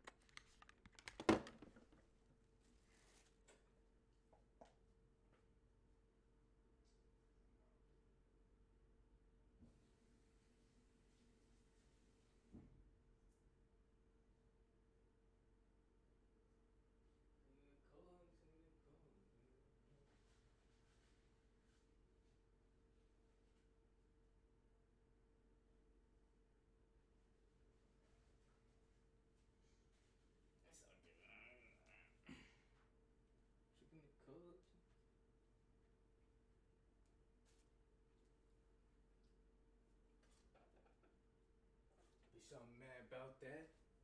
Bitch mistake me for the bro. Bitch, I'm mad about that. This bitch mistake me for a bro. Bitch, I'm mad about that.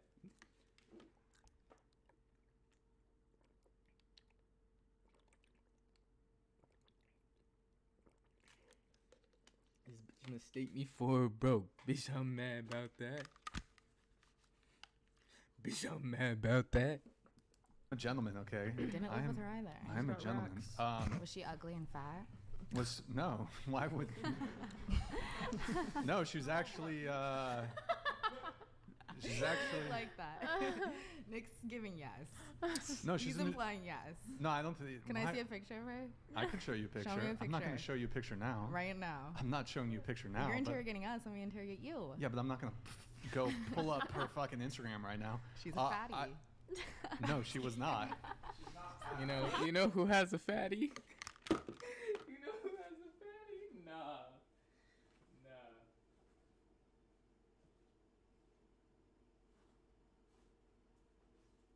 Bitch, I'm mad about that.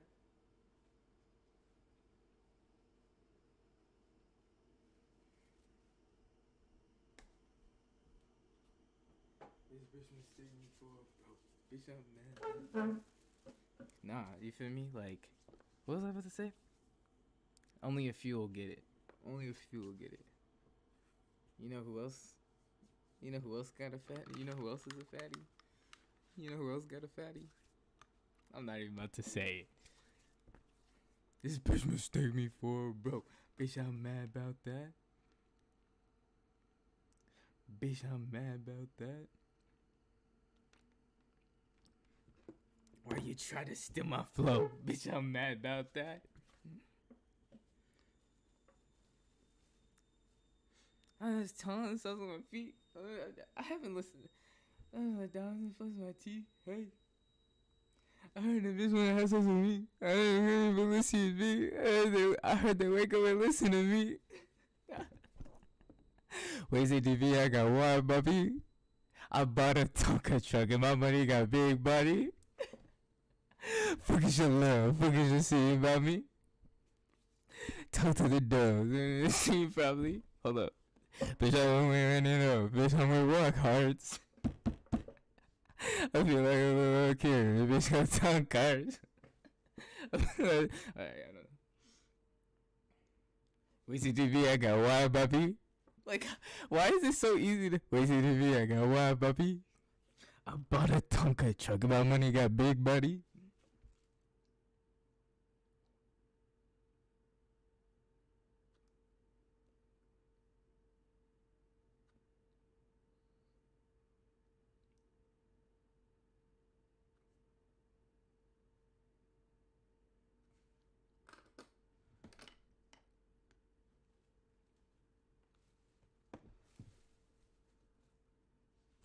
Fuck what you love, but you just saying about me. Talk to the dove.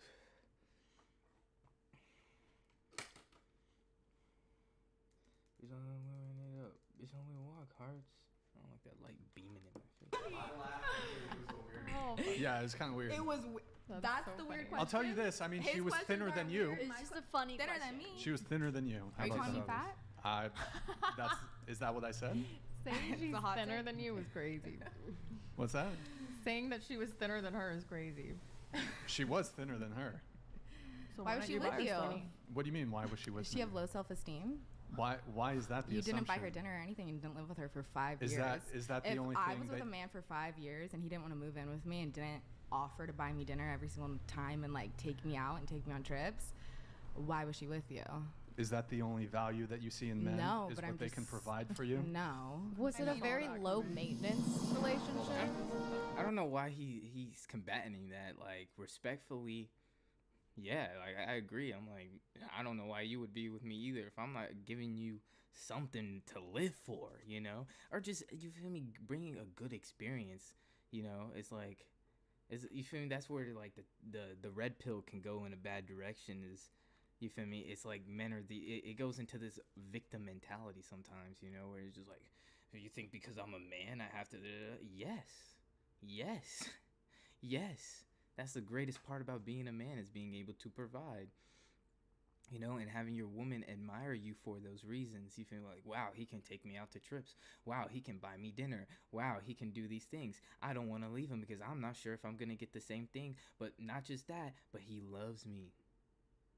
You know, he takes care of me, and that shows that he loves me. So I don't know. Yo, FDG, thank you for the gifted 50 memberships. That was me. Clearly it was you. Well, I mean, I suppose that's the only value that you see in men. I never but- said that. Did I say that? Well, it I was seems just asking you seem a little questions. defensive about it, but See, You seem defensive. somebody hurt him. Somebody hurt him, bro. Definitely. You feel me? Defensive. You feel me? Somebody hurt that guy to where he just looks at an attractive woman and it's just like, I gotta take her down. I gotta hurt. You feel me? There's something wrong with you. It's like, there's nothing wrong with a beautiful woman wanting a beautiful life, you know? I'm not defensive at all. Are you sure? I'm not. I'm Have really, you ever got her flowers? You're getting red. No, never got her flowers. It just seems like You a are very being low a bit maintenance presumptuous. relationship. For sure. Yeah, you guys were friends. You guys I don't know. were We were friends. fucking. There was too much fucking for Sounds us to like just be friends, but Y'all were fucking for Huh. but it's like, why is the expectation on men to be just always? Why are you Men are making it that? providers and protectors. That's the number one thing. And what are That's their women? number one job. Nurturers and caretakers. That's their job. Nurturers and caretakers. That's literally like, that makes me so happy about being a man, because I know those two aspects. That's all I gotta do, and everything else will follow. Protect and provide, and I'll be good. You feel me? And you feel me? Women will love me. Men will admire me. It's the dream. It's the life. I'm living the life. I'm literally living it.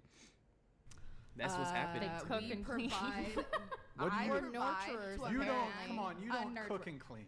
I do Come on. cook and clean, actually. For your 10 Are you men on dead your ass? roster. Not for the guys on the roster, but if I'm Not for dating the guys on someone, the of roster. course.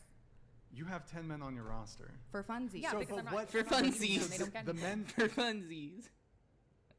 For the 10 men funsies. on your roster, they're providing and protecting for you, Oh, aren't no, they? no, no. They're not. That's They're why they're not? not my We're talking about boyfriends. relationships. That's why Yeah. they're So not y- my boyfriends. They're if- on the roster. If any of the guys, hold on. So do you He's like go out to mad. dinner, go out to like events, parties, clubs, bars with any of the men on your roster? Yeah. And if a guy like made a sly comment to you, wouldn't you want your guy to confront? No, I don't expect that. Okay, would you expect them to protect you in some sort of self-defense? Not unless we're dating or something more than on the roster. It has nothing to do with dating, bro. It's just being a man. You feel me? Any person. I don't have to be in a relationship with a woman, a damsel, or just, you feel me? It's that righteousness. You feel me? It's the righteousness of God. You feel me? Where I'm just like, no, I don't want to see anybody. If you feel me? If I have the ability to protect, what was that one saying? If they stand beside you, if they stand behind you, protect them. Like I live by that. They stand behind you, protect them. They stand beside you, respect them. They stand against you, show them no mercy. So it's just, man, that's, you feel me? I don't have to be in a relationship or with the person to be like, yo, like how this, if it's, especially if it's a dude, you know, that's bigger and stronger, you know, than her, you feel me? She's at a disadvantage. I don't have to be in a relationship to her to be like, hey, bro, stop doing that, you know? Like, I don't like to see that stuff, you know? But at the same time, she chose the guy. That's where it's like, bro, you chose him, you feel me? And then, you feel me? Don't sit there and act like you didn't look for that to some extent, you know? That's why it's like sometimes, like, I've seen domestic violence, like, situations, and it's just like, I'm just like, there's some situations that, like, I can't do nothing because I know for a fact, like, you attract who you are. So a lot of these women, they, like that's what they wanted to an extent. To some extent, they wanted a confrontational man. They wanted a guy that, if some girls are into that, like, as crazy as it is to me, some girls, they like a guy that's gonna freaking put their hands on them and da-da-da-da, like, you feel me? That's why the saying nice guys finish last is a thing, you feel me? I'm like, yeah, you feel me? But at least I'm not, like, sitting here, you feel me? Like, there's people out there that just love drama. That's just not me. Like, I don't know what else to say. You know, that's just not me, you know? Men There's like no to way- do there's that. There's a lot of women that need drama, that need the drama in their relationship. They need that. They need that for some reason. I know, I understand it. Like, Andrew Tate said that. You feel me? It's like women need, you feel me? You need that. You need that. I don't know. I hate you. You feel me? Like, how many times me and this girl said we hated each other, but we are so in love. You feel me? We're so, you know, we're into each other, bro. Like a mug. But you know, we hate each other. Like, she hates me, but I'm like, bro, I love you. You feel me? It's funny. I find it cool. Hold on. Who's the defensive one now? Hold on. I'm just, we're having a You're conversation. getting heavy right now. No, we're just having a, relax, okay? Nick loves me, by the way. I don't think he loves you. Okay. You're telling me if you were out with one of your men, one of the 10 men on your roster. Dang, he's hating like a mug. So what, man? So what if she has? You feel me? It's just like, what does that have to do with you? You feel me? It would be. You feel me? I don't know. I'm just the type of person to focus on what I can control rather than I can't control that. Let her live her life. You feel me? Let her live with the same consequences. The best thing you could do is let her know the consequences is like, you know, you're talking to 10 men. Though, you feel me? I guarantee you those men don't like that. Like, if you were to, you feel me, tell each other about how many people they're talking to, you'd probably lose all 10 of them, you know? Like that, you know? But, it's just unattractive, you know? But as far as, what is he saying? Sure. And one of your men, one of the... Yeah, he's just straight hitting. I'm like, you feel me? It's just not in them. Some girls, it's just not in some people at all. So, like, that's just not what they're nowhere near that. Like, they're not looking for that. They don't care about that. Monogamy. Bro, this needs to work. This is going to work.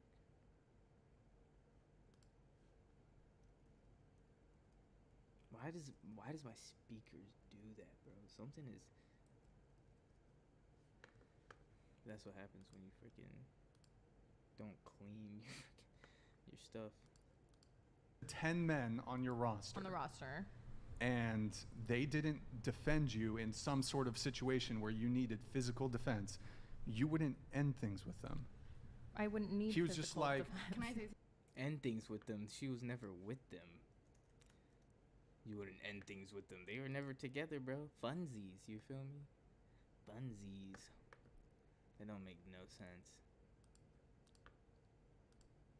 You wouldn't Have we need- ever been in a situation like that though? I've never like been in. Yeah, that just never wouldn't been in happen to me. situations like that. But also, no, I wouldn't expect them unless we're like dating. I don't expect them to do anything for me. So in some situation, I'm blanking on a hypothetical I could paint here, but let's just say there was some situation where you wanted him to defend you, but he didn't.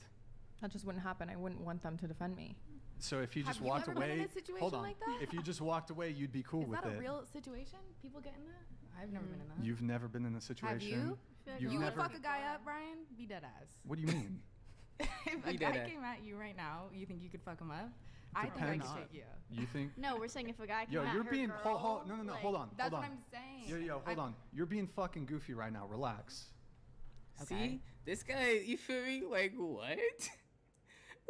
He is him, bro. He's the problem, bro. He's the problem, bro. It's like, bro, they chilling, bro.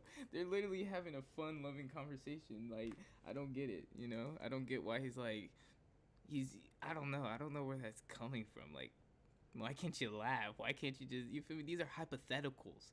These are hypotheticals, and you're taking it to the extreme, bro. I don't get it, personally. I think I could take you. You think? Like, No, the we're- vibes are so immaculate. You feel me? Like, right? You feel me? He's about to. We're saying if a guy came Yo, at you're her being girl, no, like, hold on. That's hold what on. I'm saying. Yo, hold on. You're being fucking goofy right now. Relax. He just took that. He took that person. Wanted him to defend you, but he didn't. That just wouldn't happen. I wouldn't want them to defend me. So if Like, he you feel just me? walked See, that's away, what I'm saying. Some people, they don't have the, like me, if I had a podcast like this, my goal would be genuinely to understand the female perspective.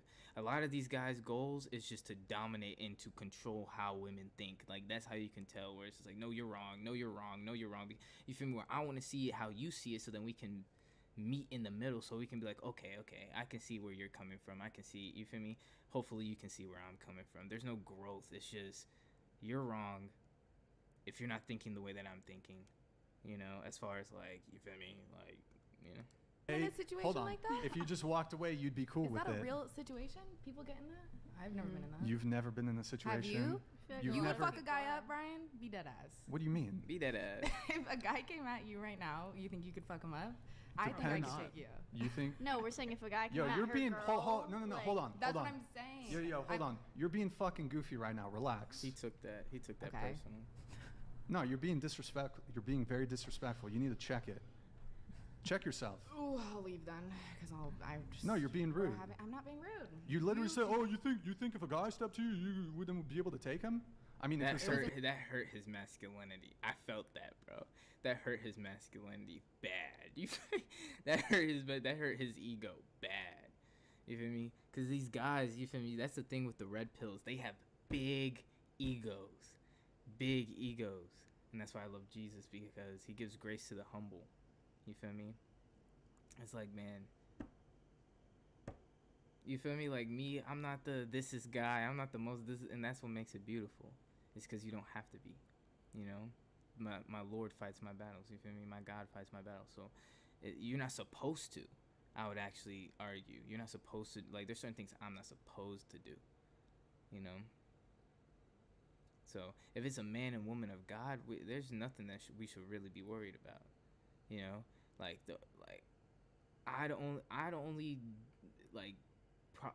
only get in a brawl with someone if there was no other way out. Like, I'd have to.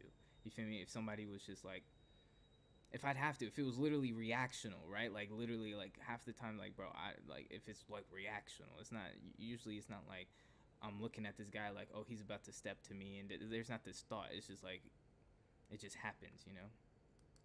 It's a serious question. yeah, but what do you mean it was a serious question? You're being. It's what you were asking her a little bit. How was it similar? It wasn't similar.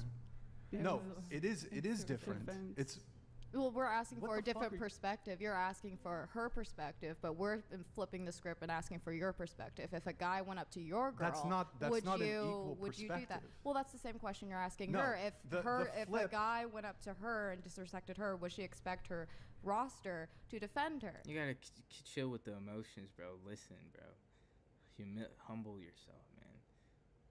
It takes two, a man and a woman, created in God's image, bro. It's like, you want to know what they have to say. I want to know what they have to say. She doesn't expect that. They don't have that emotional connection, so it's a no. The two scenarios you're describing are totally different. Okay, if you want that to be, that's your opinion, It's- for sure. No, We'll it's respect not. it. The reverse would be if like, there's not even a mirror image reverse. Yeah, I don't think there is. Like the reverse would be a girl. Me expecting. Yeah, let me pray for everybody for a minute, Father, because this is the spirit. Father, please protect me and any person that's seeing this. Please protect them from the spirit of lust in Jesus' name, so that we may not fall into temptation. That we will be actually saved from our temptation and saved from our flesh. In you and in our name, we always hide behind and stand by your shadow, behind your shadow. In Jesus' name, please protect us from that demonic spirit of lust, so that we may see the full picture. In Jesus' name, let's go. My girlfriend to physically defend me if a girl was fucking with me in some way. But No, like would you that's defend not your really. girl? Yeah, but we're asking, would you defend your girl if she was in that Not situation? your girl defend you. You defend your woman. I feel like if a guy just if a snapped her man ass. came at you, in would most you defend? relationships, even friend relationships, like it's normal to have someone's back. Like if someone was messing with my friend who was like a girlfriend, or just even someone I knew, a family member, like I feel like it's just natural if you know someone to stick up to them to some extent. My man needs to be able to fight, because I'm gonna fight, and then we both gotta fight. If I'm fighting and you're standing there, you're gone. But back to 100%. like, I wouldn't expect a guy on the roster to do that just because like we're friends and like whatever. Like I don't really have expectations for them. I don't really like need them to do anything for me. But if I'm dating someone, then I would see where like if someone was fucking with me, I would expect them to say something or do something. Okay, so that is one component of the conversation we were having. We were talking about protecting and providing. So you don't expect any of the 10 men on your roster to protect you. However, do you expect them to provide for you? No. When I say protectors and providers, I mean if I'm in a marriage or if I'm in like a serious relationship, then they should be protectors and providers. So then on like a first date, you split the bill? Yeah. Really? I would, yeah. I would pay the entire bill. I would too. Do Yeah, you same. though? I have many times. Yeah, I can really kick back. Yeah. Sorry. Yeah, they were saying a little kind of whispering under their breath as they were leaving. But I honestly should have called it out sooner. She was fucking checking her phone. I should have called it out sooner. But I thought you were gonna. I was like, okay, I'll let it slide one more time, whatever. And then I just was in no conversation. I should have checked it sooner. You know she she's was in a fight. You feel me? Yeah, she look like well, yeah, let's macho take her chuna, fucking shit out of Instagram. I mean, muchachana, muchachana. Uh, Some pro wrestler or something. Out of the fucking show. I mean, they're talking shit as they're leaving. They're fucking. She's checked out the entire show. She was rude at the beginning. I tried to make things cool, but. Can and I they be were here fucking now? 30 minutes late. What's up? Can I be here now? Yeah, that's fine. I think maybe we try to readjust something.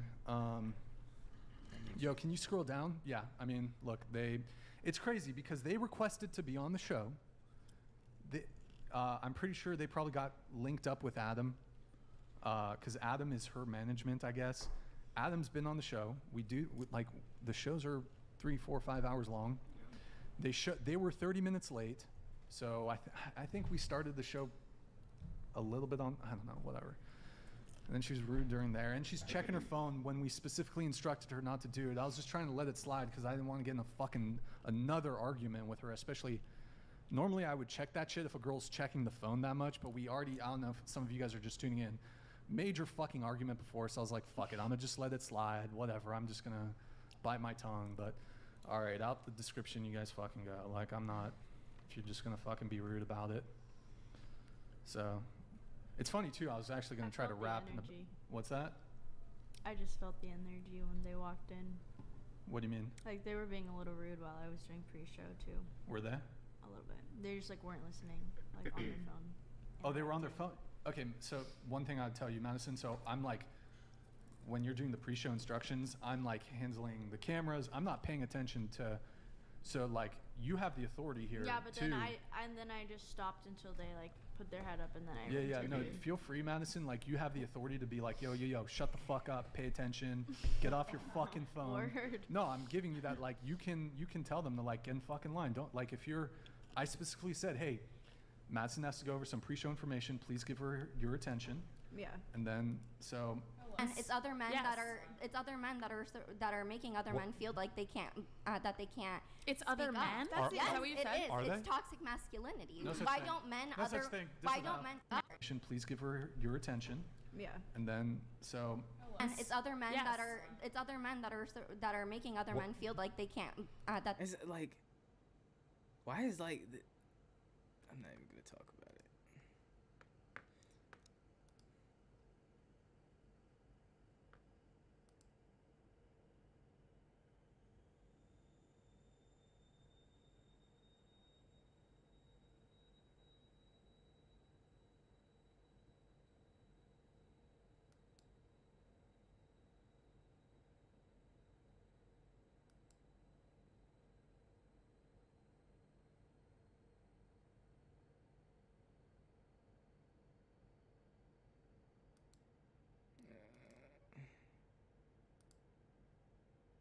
I don't know, is the Wi-Fi broken or what's going on?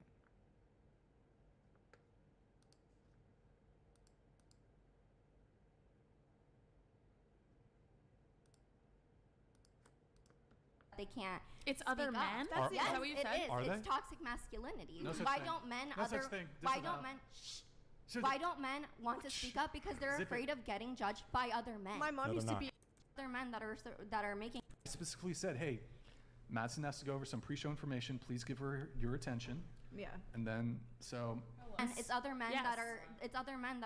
that are making other men feel like they can't It's other speak up. men? Are- Is Yes, that what you it said? is. Are It's they? toxic masculinity. No such Why thing. don't men No such thing. why Disavow. don't men why don't men want to speak up? Because they're Zip it. afraid of getting judged by other men. My mom No, used they're to be. not. Yes, they are. They're not. Yes, they are. They're afraid of being judged by women. Exactly. No, And her I would friends. never Yes. judge a man if he got assaulted. If I he got would never do assaulted, that. That came is- back crying to you. oh my No, God. how is yeah, that? you would never judge Okay, him. You you're wouldn't I look at him. wouldn't judge him. I've been in that position. One second. I've been in that position I'm where I've really been sorry. assaulted. I'm so I've sorry. been in that position. Why would I ever go and turn the tables and be like, you're whatever, you're worthless, you deserve that? Why would I ever do that? I'd be there. I'm a good person.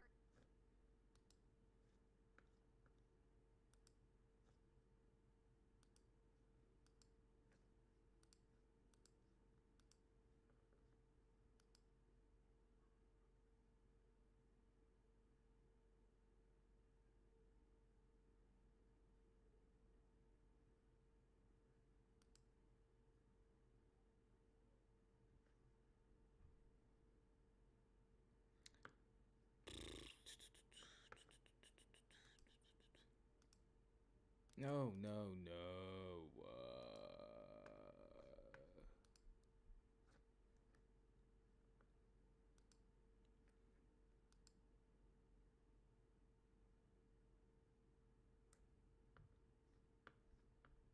W.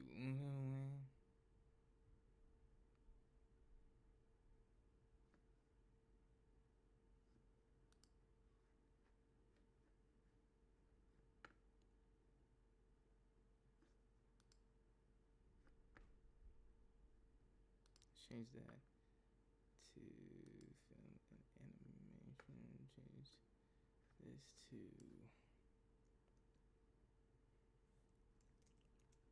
watching The Wicked.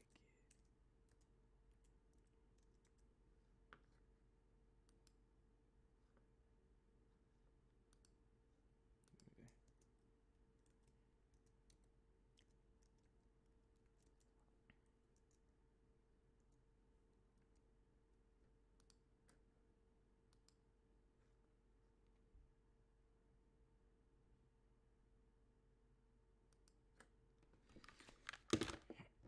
It's probably a really good thing. You feel me?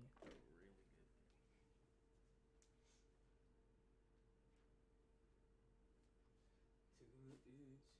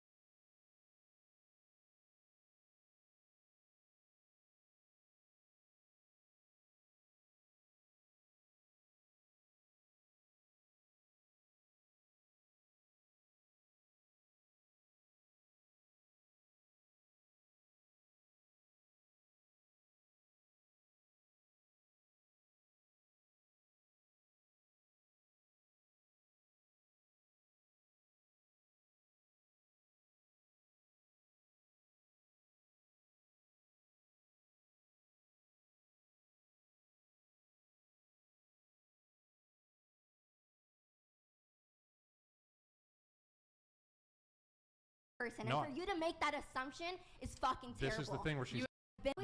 You would never judge him. You wouldn't. I look at him. wouldn't judge him. I've been in that position. I've been in that position where I've really been sorry. assaulted. I'm so I've sorry. been in that position. Why would I ever go and yes, they are. They're afraid of being judged by women. Exactly. No, And her I would friends. never Yes. judge a man if he got assaulted. If he got would never do assaulted, that. That came is- back crying to you. oh my No, God. how is that? You would never judge him. You wouldn't I look at him. wouldn't judge him. I've been in that position. I've been in that position I'm where I've really been sorry. assaulted. I'm so I've sorry. been in that position. Why would I ever go and turn the tables and be like, you're whatever, you're worthless, you deserve that? Why would I ever do that? I'd be there. I'm a good person. No, and for you to make that assumption is fucking terrible. This is the thing where she's do not make that assumption No, again, about remember my me. thing earlier about how women are depending on my own have benevolence to something ignore the point? very This is important to what say they about do. that. Okay?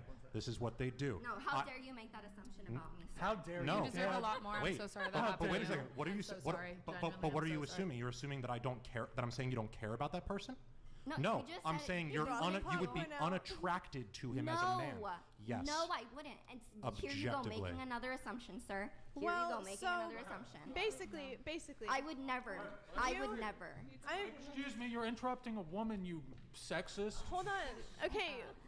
Okay, so woman is speaking. she's saying it's basically women are getting more abused than men. My mother used to beat me every day until I was removed from the home. So women do cause a lot of assault. They really do. They And do? blaming it straight on They do. They do. Assumption, sir. Here Well, you go making so another assumption. basically, I would never. I would never. Excuse me, you're interrupting a woman, you sexist. Hold on. Okay, so woman is speaking. she's saying it's basically women are getting more abused than men. My mother used to beat me every day until I was removed from the home. So women do cause a lot of assault. They really do. They And do. blaming it straight on men, saying that women have no rights, well, then why did my mom do that? Do you know which children are most likely to be abused? Single mother children. She wasn't a single mom. My dad Yeah. just had PTSD But and she my knew how to point control being, it. Single motherhood child abuse is actually happens at a higher rate than two-family households and I'm the seventh kid. and single father households. That's hella It's kids. where Seventh most of the kid. child abuse occurs. Yeah, but I mean, just saying that, pushing all these problems onto men, that's actually what's wrong with society. Yeah. I think everything is an equal thing. Everything should be completely equal. We have every single right that a man does, and logistically, we are getting paid like 49 cents more than men in every single job. Actually, like office jobs, we are getting paid more than men. We have so many rights because we Well- fought for so long. They really are. Like, and I don't want to say that.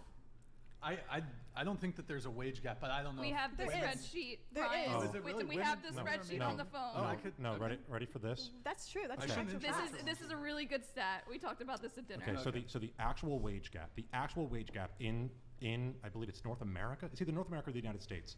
As of 2020, is 17 cents. Women make 83 cents to that of men. That's all men and women.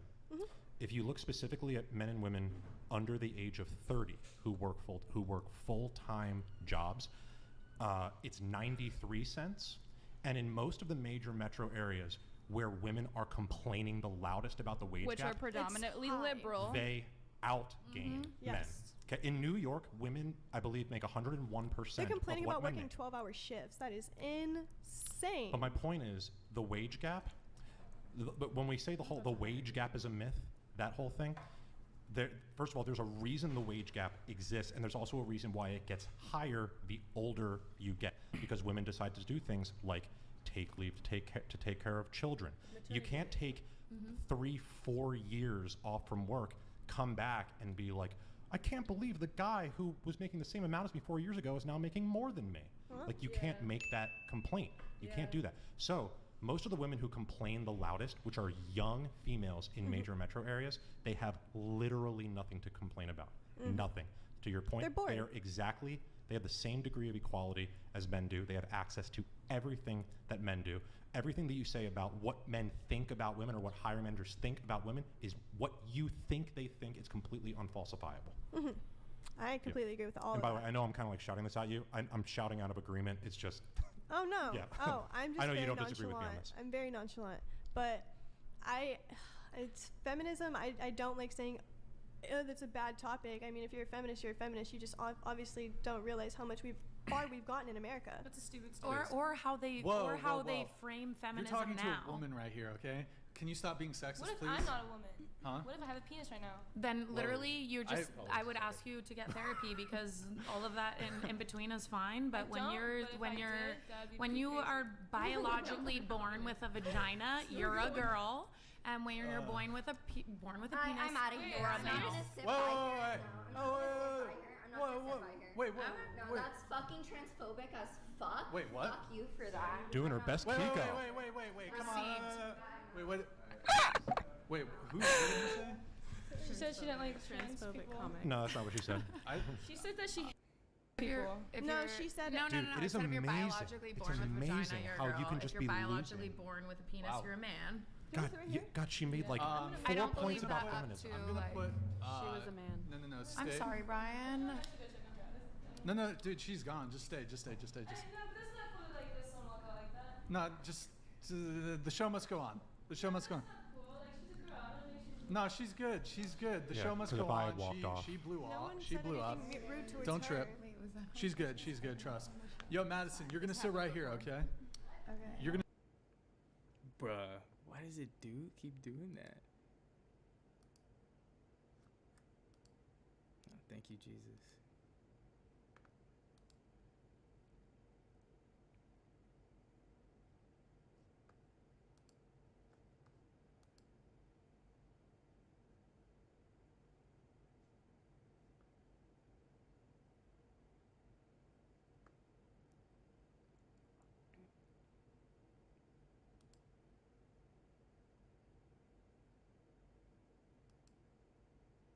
What's the point? Do you think he can forgive me? Will I see her again? I hate actors. Ezekiel 25:17. The path of the righteous man is beset upon all sides of the iniquities of the selfish and the tyranny of evil men. Nice, man. Blessed is you who in the name of charity and goodwill shepherds the weak through the valley of darkness. For he is truly my brother's keeper and the finder of lost children. And I will strike down upon thee with great vengeance and furious anger for those who attempt to poison and Ezekiel 25:17. The path of the righteous man is beset upon all sides of the iniquities of the selfish and the tyranny of evil men. Nice, man. Blessed is you who in the name of charity on all sides of the iniquities of the selfish. 25:17. The path of the righteous man is beset upon all sides of the iniquities of the selfish and the tyranny of evil men. Nice, man. Blessed is you who in the name of charity upon all sides of the iniquities of Ezekiel 25:17. The path of the righteous man is beset upon all sides of the iniquities of the selfish and the tyranny of evil men. Nice, man. Blessed is you who in the name of charity and goodwill shepherds the weak through the valley of darkness. For he is truly my brother's keeper and the finder of lost children.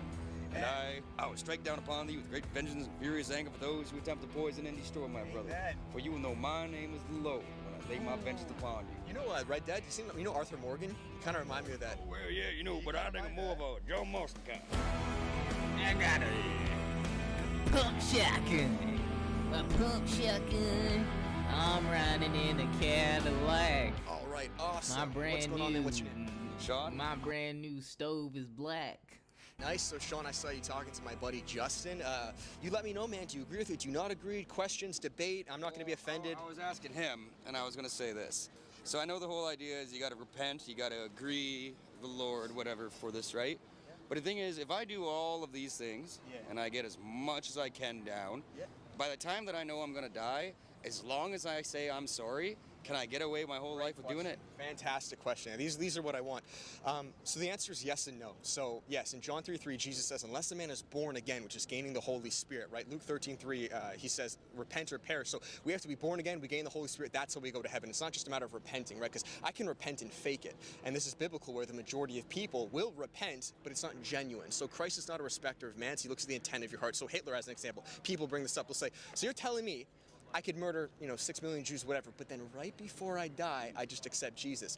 Hypothetically, yes, but the problem with that is that the Bible says that God hardens our heart, right? So if Hitler has a hardened heart, do you think he honestly, openly with his heart is going to accept Jesus? Very, very, very unlikely. Does it happen? Yeah, it does happen. Guys on death row, it does happen, but it's very unlikely. And then two, the next thing, we don't know when we're going to die. So that's not a good argument because like you could get into a car crash and you're like, well, that I didn't accept him. Well, I mean, I know there's a lot of Christians out here who do all this. Everybody's a liar at times. Yep. Everybody is thieved, drink, smoke, right? Fornicate. Yep. All this other stuff, right? But the thing is, like, I mean, a lot of people do it, but they still accept God. Exactly. And they know that's their true belief, but also they feel bad about themselves, but they keep doing it. And I think. Yeah, no, it's a great, dude, yeah, this is why I'm out here to clear misconceptions. So the reality is, I've done all this, I still fall short. As Christians, we do fall short. The reason I made this is because it gets people's attention. The main thing that matters, man, is becoming born again, gaining the Spirit of Christ. How do we do this? We humble ourselves. We say, Jesus, if you're real, show yourself, guide me. Once born again, not only do we go to heaven, but Christ begins to clean us. So we no longer desire these things. I've been celibate for over 3 years now. I used to be a massive porn watcher, fornicator. I did all these things. But once born again, in the Bible, Ezekiel 36:26, God says, I'll remove your heart of stone and give you a heart of flesh. So we just don't desire these things. Are we going to fall short? Yeah, man. Am I going to tell a little white lie here and there? Yeah, we're going to fall short, right? That's 1 John 1:8. But we no longer live in these. Just because we don't desire it, we begin to love the things God loves and hate the things God hates. But if we're not born again, then this is all we know, right? And more than this, much more than this, because that's what's promoted in these end days. Well, I get the idea of taking a figure in a community to help you, right, get over some of these things, but I don't know, because I was talking to him about it, and I guess you were talking about the guy right before, but when it comes to the false religion, right? Yeah. There's pretty much as much Muslims, if not probably more, than Christians, Catholics, and all that. Yeah. So no matter what, I'm going to hell, because I'm going to hell in their world, and I'm also going to hell in your world. Well, not necessarily. If we're born again, you're not going to hell. I know, but I mean, for a whole other community, yes, a whole other side of the world, I'm going to hell. Yes. And we don't know which one, because it's normally the victor that tells the story, right? And I guess Christianity and Catholicism is the victor here, rather than... So I'm not Catholic. Or, I just... Sure, yeah. So Catholics aren't real Christians, well, right? I guess then the Christians are the victor here, right? Well, in Canada. To an extent. I mean, Islam's the fastest growing religion, but just based on who's the victor doesn't mean it's necessarily true, right? The majority of Christians were killed before Catholicism, but the Gospels are true. John 14:6, Jesus says that he's the way, the truth, and the life. So by that logic, yeah, Islam will not save you. I was just talking to a Muslim before this. Hinduism, Buddhism, none of those will save you, and that's why we're out here to say we must be born again, you know? Yeah, but if you have more questions, man, we'll keep going. I mean, well, it's not necessarily questions. I gotta think on it, right? Because No, that's why I'm here. No, I have an air of ignorance that I accept. It's okay. So I don't. Well, that's the first step, bro. Because I just want to kind of give. I don't want to bullshit. No, I would rather you be honest. Let me just give you my testimony real quick, okay? Sure. So 2 years ago, I was in the world. I was not born again, doing all this stuff. In James 4:6, God says that He resists the proud but gives grace to the humble. I was very prideful. I was probably maybe more prideful. I was wrathful, prideful, did all this stuff, and I said, "Screw you, God." That's why the first sin ever created was pride. Satan fell out of heaven because of pride, right? I believe that's why we have an entire Pride Month now. Pride is what blocks us from Christ. It's only pride. Everything else, believe it or not, stems from pride. I can do it myself. Who are you to tell me, right? Atheism. Who are you to tell me? Now, I was with my girlfriend for 5 years at the time. I thought I was going to marry her. She broke up with me 2 years ago, just kind of cold turkey, and that kind of knocked my legs out. It humbled me. I was like, what's happening? I had a contrite heart. The Bible says in Psalm 46:10, "Be still and know that I'm God." Because I was humbled, I could feel God pulling me. That's John 6:44. Jesus says, "No one can come to me unless the Father draws him." So you may be being drawn right now, but that doesn't mean we're born again yet. What happens is as we're drawn, we realize, God, I can't do this myself. I've fallen short. I need your help. And if you're honest with it, He will give you His Holy Spirit. And you become a new creature, a brand new creature. New mind, new heart, new action, new belief. Everything changes. Where with other religions, they don't have that. They don't have the Holy Spirit. Islam, Buddhism, Hinduism. I don't know what to say, man. I'm just saying, I guess. Just questions, man. You no, don't have to say anything. I don't know, man. It's just. Hey, you seem like a good. I mean, clearly, man, you were interested in the sign. Usually, what that. No, I mean, I get it and I understand, but I mean, of course, I like to play devil's advocate, right? I want you to, man. Right, I want you to ask the hard questions. No, honest to God, because I'm gonna be honest with you, I don't know what to say and I don't know how to say it, and it's not that I'm gonna walk away or I'm not gonna follow this. Okay. I'm not at that point, I guess, right? But can I give you some verses then? So the Bible says in 1 Corinthians 2:14 that the natural man, I think I told you this, right? Yeah. Does not understand the things of the Spirit because he's not born again. When I was not born again, I laughed at preachers. I laughed at Christianity. I was an atheist. I said, you guys are clowns. It's a man-made religion. But once I was born again, the Spirit guides us to all truths. So if you're born again, man, I'll just say this, okay? In Matthew 6:6, Jesus says, go home, close your door, pray to your Father in secret so He can reward you openly. If you really want to know Christ, ask Him to reveal Himself to you. Well, I know one. Yeah, go for it. Ask Him. Yeah, Ezekiel 25:17. The path of the righteous man is beset upon all sides of the iniquities of the selfish and the tyranny of evil men. Nice, man. Blessed is you who in the name of charity and goodwill shepherds the weak through the valley of darkness. For He is truly my brother's keeper and the finder of lost children. Amen. And I will strike down upon thee with great vengeance and furious anger for those who attempt to poison and destroy my brother. For you will know my name is the Lord when I lay my vengeance upon you. My name is the Lord. To the selfish and 17. The path of the righteous man is beset upon all sides of the inequities of the selfish and the tyranny of evil men. Nice. Blessed is he who in the name of charity and goodwill shepherds the weak through the valley of darkness, for he is truly my brother's keeper and the finder of lost children. And I will strike down upon thee with great vengeance and furious anger for those who attempt to poison and destroy my brother. For you will know my name is the Lord when I lay my vengeance upon you. You know Red Dead? You know Arthur Morgan? You kind of remind me of that. Oh, well, yeah, but I think more of a John Marston kind, No, that's from a movie, though. No, that's the only reason I know it. But, no, I don't know. I think you're being drawn to Christ, bro. I'll be brutally honest with you. Well, no. I find all of them interesting, but no matter where I'd be, if this was more of a Muslim majority, right? Yeah. The culture, I would probably be drawn to that too. It's whatever it's around me, right? I got Native American history in me, right? My other side, and they have their own belief. But again, when I'm there, I'm drawn to that. I went to school with a bunch of Muslim folk, and I was drawn to what they said. Right? I find it interesting, but again, I don't want you to be or myself to be drawn to something just because it's the majority, right? Well, I know, but it's everything is interesting. I find, right? But I don't. I'm just not at a place where I really want to necessarily agree. I respect. Sure. I understand, but it just ain't me, you know what I mean? The last thing I'll say is I don't want you to get too caught up in this, man. It's being born again at the bottom, because once we're born again, we have a change of heart and mind. So I'll just say this, man, if I can I give like a quick prayer? Is that okay? Sure. Okay, awesome, man. And sorry, your name again was? Sean. Because you said, I was thinking of John, what's his name? John Morgan or whatever? What's it? Arthur Morgan?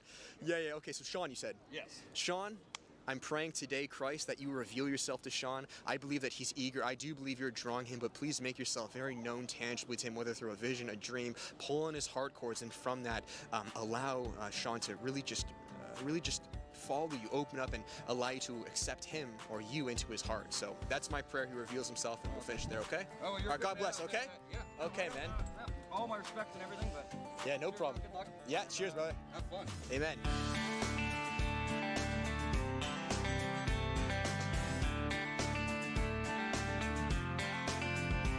I got a pump shotgun in my picnic barrel. Shoot me by big barrel. Around. I got a. Here's what shocked me about the latest version of Create Studio. The fact that I can use it to make motion design like this, and in the same... I got a pump shotgun and a bing barrel. I gotta write that down. I got a pump shotgun and a bing barrel. I want to say barrel. I got a pump shotgun and a bing barrel. I got a pump shotgun and a real mean barrel. I got a pump shotgun and a real mean barrel.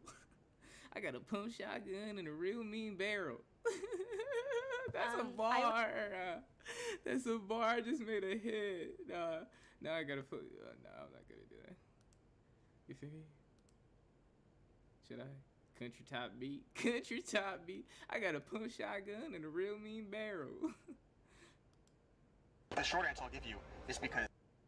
Oh, but he probably won't. I got a pump shotgun and a... The short answer I'll give you...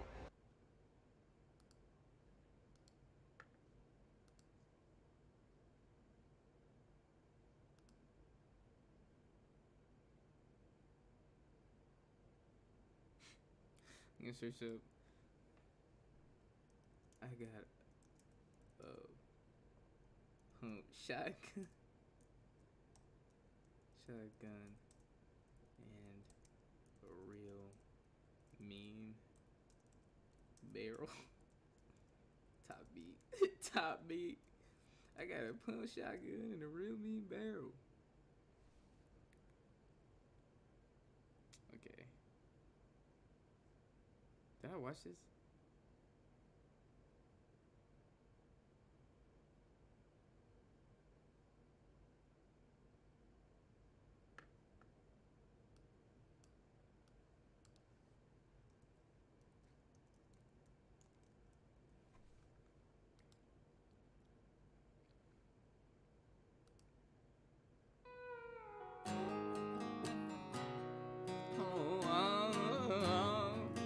Please don't get copyrighted. I'll do it for 10 seconds. I'll do it for 10 seconds. The back of my horse. Just got on the back of my horse, baby. Oh. Baby says she don't love me. Baby said she loved my tractor beam. Got another pump shotgun on my right hand. On the right hand. Baby, just sip my whiskey. Baby, tell me, do you miss me? I won't get it back to tricky. Make my baby say she love me. Pump shotgun in my right hand. Got a mean barrel, got a right man. I'm mad, I said I'm mad. Baby, pray to God, make me take my life. Don't whistle the side, take me to the side. Make it mine. Tractor on my field, tractor in my house. Tractor got my meal, tractor with my spouse. Oh God, too many tractors. Too many tractors. It's a benefactor. It's a benefactor. Do it to tractor. Do it to tractor. Do it to tractor. Do it benefactor.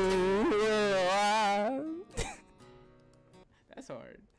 I could deadass make a fire country I was song. wondering if you could give some encouraging words to students who are being alienated by teachers, their communities, and their friends because of their Christian or conservative values. It's a That's really a good important one. question. That's a So, really good students there, one. raise your hand if you think you've been graded differently or treated differently because of your beliefs. Yeah, basically every hand goes up. So, that's right. Marco says worth it. Yeah, look, I want to say this. It's worth it. It's worth it. It's worth it. It's worth it. They ain't nothing. You feel me? They ain't nothing, bro. What I wanna do scripture. You feel me? Though I walk through the valley of shadow of death, I will fear no evil. The Lord is with me. They're just evil people. Like I don't care. You feel me? You're going to go spend eternity with your king. You got what you wanted. There's a disagreement on the right, and I have a lot of respect for Ben Shapiro, but he has a different answer than I do on this, and I'll kind of say this. So, Ben, and this is not precisely your question, but I'll incorporate it. So here's the question. Do you lie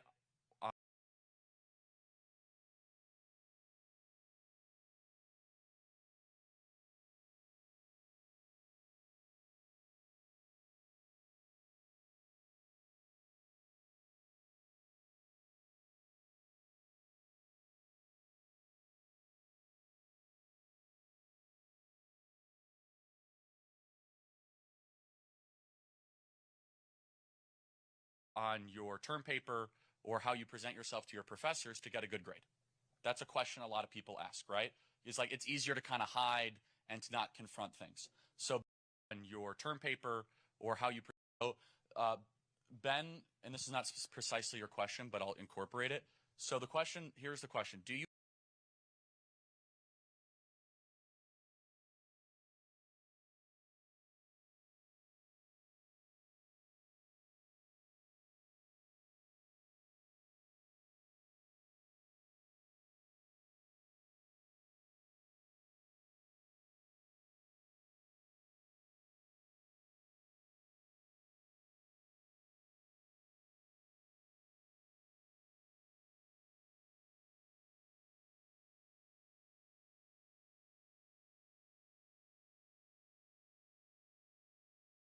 lie on your term paper or how you present yourself to your professors to get a good grade? That's a question a lot of people ask, right? It's like it's easier to kind of hide and to not confront things. So Ben says yes. Lie, misrepresent your beliefs, get the good grade, and get through college or high school. I see it differently. Your professors to get a good grade. That's a question, your question, but I'll incorporate it. So here's the question. Do you lie on your term paper or how you present yourself to your professors to get a good grade? That's a question a lot of people ask, right? It's like it's easier to kind of hide and to not confront things. So Ben says yes. Lie, misrepresent your beliefs, get the good grade, and get through college or high school. I see it differently. I do not believe getting a good grade is nearly as important as creating strong people filled with integrity, willing to fight for truth. at all. And so, now why am I bringing this up? Because if you wanted to kind of, those of you that are conservative wanted to have an easier life, then just pretend to not be a conservative and just keep your head down and, you know, just pretend to be something that you're not and delete your social media. I think there's a lot more important things in life than that. So the word of encouragement is this. First, something that is true that you don't want to hear, and then something that is true that you probably will want to hear. It's never going to stop. You will be harassed, called names, demonized, victimized. You will be smeared and slandered. You will lose a lot of your friends, and you'll doubt whether it's all worth it. Sound fun, right? Well, here's the second thing, though. You will be a stronger, tougher, more resilient person that will look around at your peers one day while they're worried about whether or not they're being called the right.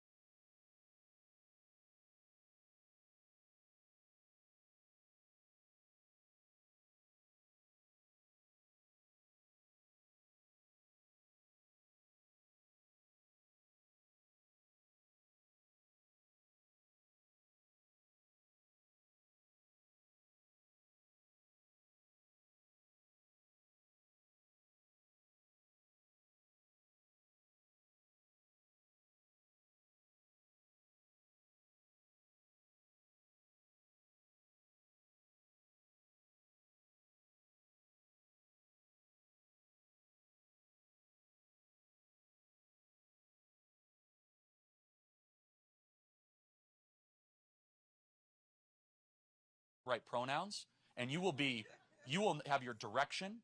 Fun, right? Well, here's the second thing, though. You will be a stronger, tougher, more resilient person that will look around at your peers one day while they're worried about whether or not they're being called the right pronouns, and you will have your direction. You'll have resolve. You'll have a intestinal fortitude. You'll have gusto that will run circles around an increasingly fragile society. And you will have what is so lacking in America today, grittiness and toughness. And that is something that I want to instill in every single young person. So yeah, it's going to be tough. Preach. We here at Turning Point USA are here to help you get through that, through our networking events, through our Young Women's Leadership Summit, through our chapter events, through the events like this tonight, so you know you're not alone.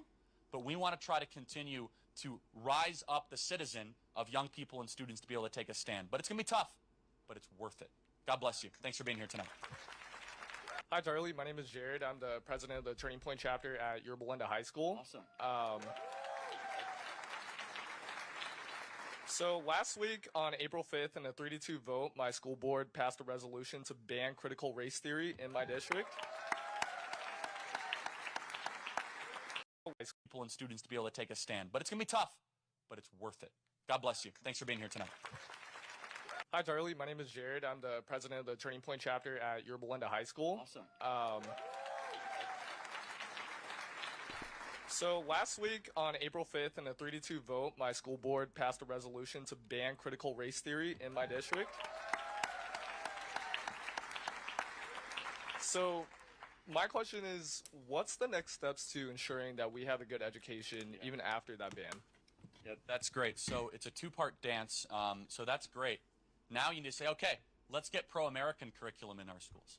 So what does that look like, right? Hillsdale College has done a lot of work in this. We're starting to do a lot at Turning Point USA. But we have to teach people, what is the American story? What is the proper way to view American history? What is America? Was it a mistake? Was it something that just kind of fell out of the sky? There's just a couple things I'll share here that I think could really excite high school students that they're definitely not taught in school. America was summoned into existence at a time and a place that is very unusual. In fact, it's almost never happened before in human history. Most civilizations or countries stumble into existence. They're not summoned into existence. I want you to think about that. There was a decision to create America. China just kind of existed, and it was kind of the Yangtze River Valley civilization, just kind of built into itself. Indus River Valley into India, and so on and so forth. But America was a group of people that made a decision, founding fathers. We have a set of principles. We don't like what's happening. We're going to declare independence of things that are always true. And I'm afraid that most young people are not just being taught that, even worse, they're being taught the opposite. They're being taught that the founding fathers were racist, bigoted slave owners, and they don't know their history. They don't know that the first anti-slavery convention in America was hosted in Philadelphia by Benjamin Franklin in 1775. They don't know that 9 out of 13 states or not that made a decision, founding fathers, to think about that. There was a decision to create America. China just kind of existed, and it was kind of the Yangtze River Valley civilization, just kind of built into itself. Indus River Valley into India, and so on and so forth. But America was a group of people that made a decision, founding fathers. We have a set of principles. We don't like what's happening. We're going to declare independence of things that are always true. And I'm afraid that most young people are not just being taught that, even worse, they're being taught the opposite. They're being taught that the founding fathers were racist, bigoted slave owners, and they don't know their history. They don't know that the first anti-slavery convention in America was hosted in Philadelphia by Benjamin Franklin in 1775. They don't know that 9 out of 13 states, before the Constitution was ratified in 1787, had already independently abolished slavery. They don't vision, founding fathers. We have a set of principles. We don't like what's happening. We're going to declare independence of things that are always true. And I'm afraid that most young people are not just being taught that, even worse, they're being taught the opposite. They're being taught that the founding fathers were racist, bigoted slave owners, and they don't know their history. They don't know that the first anti-slavery convention in America was hosted in Philadelphia by Benjamin Franklin in 1775. They don't know that 9 out of 13 states, before the Constitution was ratified in 1787, had already independently abolished. And young people are not just being taught that, even worse, they're being taught the opposite. They're being taught that the founding fathers was a group of people that made a decision, founding fathers. We have a set of principles. We don't like what's happening. We're going to declare independence of things that are always true. And I'm afraid that most young people are not just being taught that, even worse, they're being taught the opposite. They're being taught that the founding fathers were racist, bigoted slave owners, and they don't know their history. They don't know that the first anti-slavery convention in America was hosted in Philadelphia by Benjamin Franklin in 1775. They don't know that 9 out of 13 states, before the Constitution was ratified in 1787, had already independently abolished slavery. A lot of young people are never taught that Vermont was the first state to abolish slavery in 1777, inspired by the Declaration of Independence. So the next step is get your local school district to not just teach this, but inspire young people to be excited about the country they live in. A lot of young people, I think, are unnecessarily depressed and negative about their life because they've been told the one thing that you have a yearning to associate with, your country, is awful. Deep down, I think most people actually want to support their home. And you kind of see that when you start to see like a Dodgers hat here and like a Rams hat here. Like that's a different way of kind of showing association that you care about where you're from. Yet the one thing they're trying to get rid of is the jersey of America. That's something I think that excites people. It creates happier lives. It creates stronger communities. When all of a sudden you're like, you know what? Here in California, have a direct connection to a time where people decided to say that self-government was a moral issue and that separation of powers and consent to the governed is worthy of protection and preservation, and they were willing to do something about it. I think that actually creates a much happier country to live in than one where you think everything is racist, bigoted, awful, colonialistic, homophobic, and backwards. At some point, that only way you could solve that question is to revolutionize the country, and that's what they're trying to get young people to do. It's like, if all that buildup was nothing but evil, then you might as well just burn it all down to the ground. So we as conservatives, and to answer your question in Yorba Linda, the home of Richard Nixon, if I'm not mistaken, right, is to do this, which is to say to your local school district, we want to create a curriculum that creates grateful and informed citizens and an informed sense of patriotism. That is not political. That is essential to the survival of the country. Thanks for being here tonight. God bless you.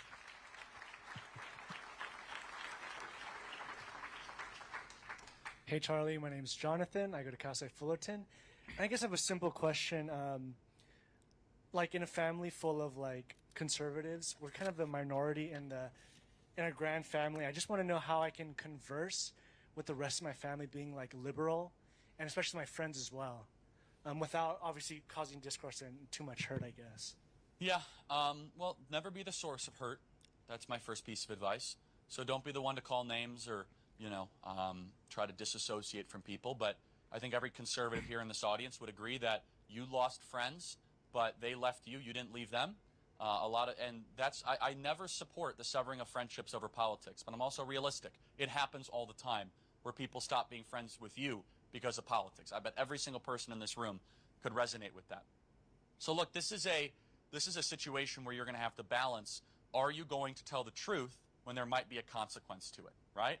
And It's also how you say it. It's also how you communicate it. Having that balance of 100% grace with 100% truth, trying to be magnanimous in how you communicate, I think is really, really important. But also, you know, understanding that in family dynamics, you have to prioritize whether or not you want the family to kind of stay together or whether or not you want to make a political point. And I don't say this advice lightly. There's some politics that there's some families that should never discuss politics. And there's an argument for that. It's like they're so rigid in their beliefs, it's just going to cause a civil war. Now, some people say, you know what? I'm going to, you know, say what I want to say, and I know personally dozens of examples of parents that don't talk to children anymore. I think that's really unhealthy. I think it's not good at all. But it's a balance. I think that everyone should know where you stand. And then the final piece of advice is go to work on the family members where there's a little bit of openness. If you believe that you're right, if we believe we're right, then start to send articles, ask questions, start to understand their, you know, their points of where they think that they view the world in a certain way. Like, well, I just want to help people. Like, okay, then start to find things where all of a sudden left-wing policies are not helping people, right? Like, how exactly does it help people when the border's wide open and women are being sex trafficked across there every single day? How does that help people exactly? And start to ask those questions. But, and then with your friends, I mean, I kind of answered that already. Just, you know, you're probably going to lose friends, and they'll probably continue. And also know the difference between good faith arguments and bad faith arguments. Do not waste your time in bad faith arguments. Just don't. If people are just putting their hands in their ears, saying, I don't want to hear anymore, just disengage. But if people are really curious and they're dialoguing with you, that's worth your time. But don't waste your time. And you could use your own prudence and your wisdom to navigate that. Thanks for being here tonight. Appreciate it. Hi, Charlie. So my name's Max Mickelson. I'm the chapter president of Orange County School of the Arts, Turning Point chapter. And thank you. That's like a radical right-wing university, right? So earlier this year, as you may have heard from my friend Alex LaRusso, ALX. Yeah, sure. I started a chapter there. We were egged, harassed, vandalized, had basically threatened attacks from administration, all kinds of things. So I kind of have a two-part question. First question is, do you think Elon Musk will free Alex? So yeah, ALX is banned from Twitter. I think so. If Elon, you know, sorts this out, I support that, and hopefully he'll free me too. So. Thank you. And my more serious question is, what's your message to?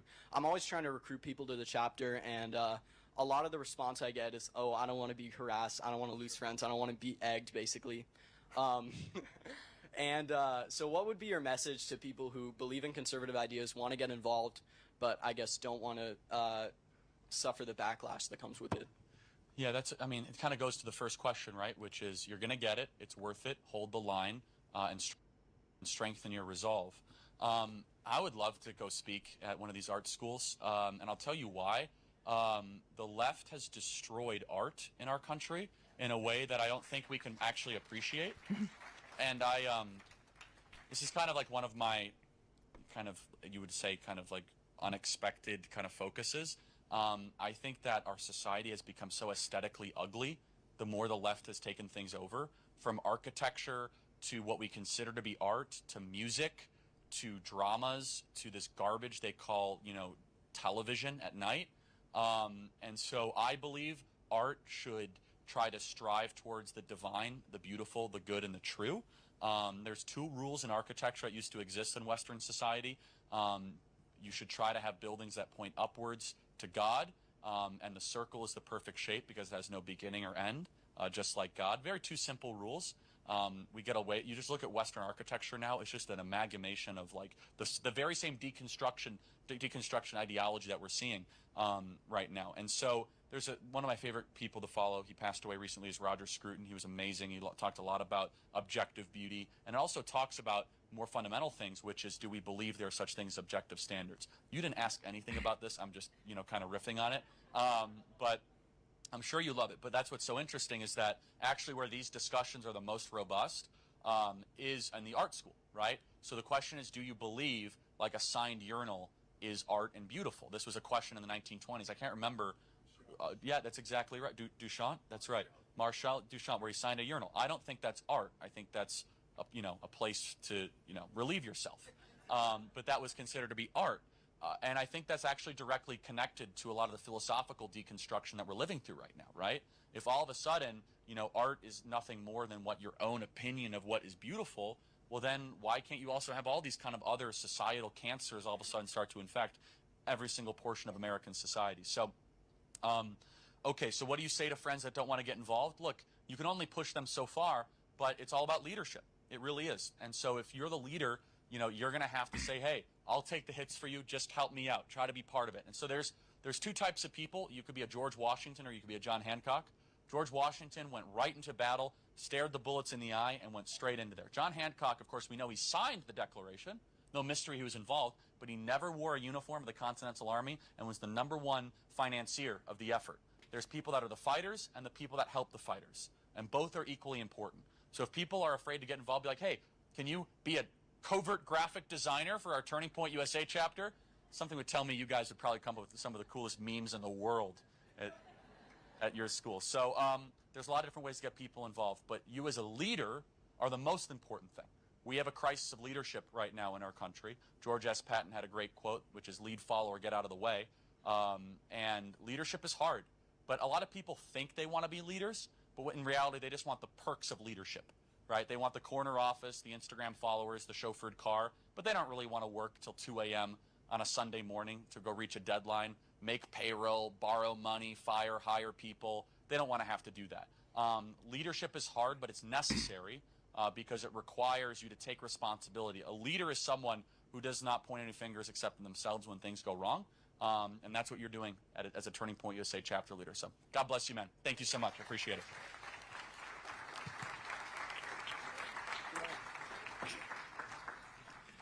Bro, that guy Hello, looks like, Troy Kirk. My name's like an actor, bro. He looks like someone. Michael, a student here at CSU Fullerton and a member of the TPUSA club at Fullerton. And thank you very much for coming out. I greatly enjoyed the speech. Anyway, so my question, with foreign leaders being in power for decades to even a lifetime, and with the presidency in the United States being changed out every 4 to 8 years, how do you effectively deter and combat a foreign entity when they could essentially just wait it out for a president who is much more lenient on foreign policy? Because 4 to 8 years compared to a lifetime is a drop in the bucket. Sure, that's a good question. So there's benefits and there's disadvantages to having term limits. I think the benefits far outweigh the negatives. Let me kind of give you a very obvious one. If you have a really bad leader, you should have a way to get rid of that leader, right? That's a pretty obvious one, right? We believe in checks and balances. That's a fundamental moral good, we believe. It's part of what it means to actually have self-government in the West, to be able to check and balance against bad leaders. But you bring up a point, right, which is, you know, how do you fight back against Iran or Russia or China that can just wait it out? The answer to your question is exactly why the deep state was built and how they justified it, and it was used against us. So the answer to your question, in the 1960s, we all complained about the deep state, but we never actually asked the question, why was the deep state created? Yeah, it was to control things and all this, but they weren't doing it in secret in the 60s. They said, listen, we're up against foreign adversaries that are there forever. We need to create a permanent bureaucracy in Langley, Virginia, that runs the Central Intelligence Agency, formerly OSS, and they'll always be there. Therefore, they'll be the ones that will actually be able to be sustained. I would only push back to your question in one regard. We kind of do have a permanent bureaucracy in our country, right? We just have kind of different people that come in to try to manage it. Does that make sense? Where it's like, we have a new president, but the FBI doesn't change, like DOJ doesn't change, the IRS doesn't change. And look, I will say this, that, you know, there's a temptation to be like, oh yeah, a dictator could just fix these problems. They can wave a wand. I know that's not what you're saying at times, but I think that we need to do everything we possibly can to resist that separation of powers, and believing that a single person should not have the dominance over the many, that the many need to rule the few should not rule the many, is something that will actually allow the civilization to survive a lot longer than the Potemkin village of the Chinese Communist Party. So CCP or Saudi Arabia or Iran or Russia might be able to wait it out, but they're actually sitting on a much more, I would say, destructive set of circumstances, because I do not believe dictatorships are sustainable long term. I don't. I think they can be passed down, but eventually there'll be fault lines, divisions, civil war, and hopefully a citizen-led movement to displace them. So thank you. I appreciate it. Good evening, Charlie. My name's Johnny, and I'm an MBA student at Cal State Fullerton. And like many other students and conservatives here, I believe this movement that we're starting is created at the grassroots level, which in turn starts in the classroom. So my question to you is this. What do you feel is the biggest problem in the collegiate education system, and how do we fix this moving forward if we wish for our movement to continue to gain ground? Yeah, man. I mean, what the biggest problem with the collegiate education system is the collegiate education system. I mean, it's top to bottom, rotten to the core. College is right for some people. It's not right for most people. It just isn't. It's a racket and a cartel for a lot of people. I have a book coming out called The College Scam, where I put forward a 10-count indictment against the current state of college that I think that will blow you away. So, for example, you know, I'm not going to put you on the spot, but I just want you to think for a second. You know, what do you think the national graduation rate from college is? It's 59%. Raise your hand if you know someone that dropped out of college. Every hand goes up. 41% of people that go to college don't graduate. That's demoralizing. They leave with debt. They leave with less direction. They never should have gone to college in the first place. Now, that's only one part of it, not to mention the student loan burdens, right, where people are borrowing money they don't have to study things that don't matter, to find jobs that don't exist, to go into a job market where everything's hyperinflated, where that piece of paper means less and less and less. A vast majority of people going to college are not trying to get their MBA, which is a great reason to go to college as long as it's not completely woke. But they're getting sociology degrees. They're getting degrees that don't exactly have a highly, let's say a very competitive kind of standpoint to what that degree would be, especially where people are looking to hire right now. We need more people in the muscular class in America. We need more plumbers, electricians, and welders, and police officers, and firefighters, and entrepreneurs.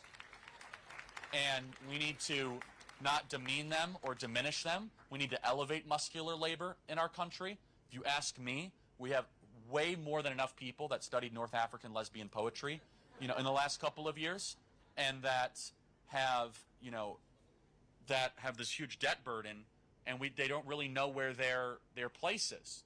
So look, top to bottom, college is doing a lot of damage to our country. I wish that wasn't the case. I don't think it has to be the case. College can be awesome. Hillsdale College is a great example of that. If every college like Hillsdale College, I'd have a completely different opinion. I've spent time at Hillsdale College. I've got to know Dr. Larry Arnn. You know what they try to do from day one? They tell you that you don't know everything, and there's something here at this college that's special, and you're going to go on a journey to discover it. They also say this. They say, we're going to complete the whole human being, the mind, body, and soul. We're going to read things that are ancient and beautiful and good, and you're going to really wrestle with the most important ideas and topics.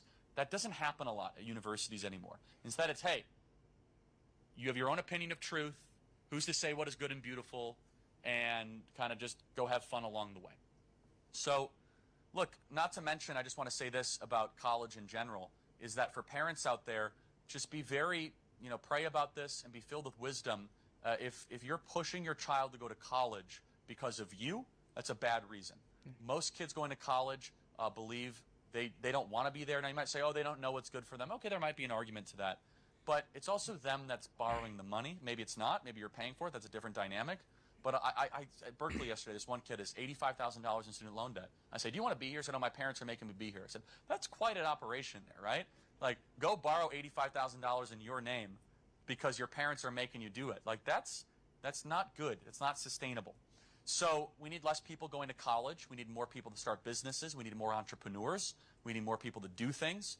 And we need more people to be filled with integrity and courage and character, and less people to be filled with postmodern, secular, atheistic ideas where they start questioning the most. I had a woman yesterday at UC Berkeley came up to me at the table. She said, Charlie, we don't know what human beings are. We're just a collection of cells. And I said, only at a university campus could you be filled with something that is so unwise, to spend so much time on something so fundamentally deranged as that question. And she really was wrestling with it. She said, there is no fundamental difference between a human, we call a human, and a goldfish. And I said, listen, I don't have a college degree. I didn't go to college. Goldfish, they don't write symphonies. And she's like, you're right. Thanks for your question. I appreciate it.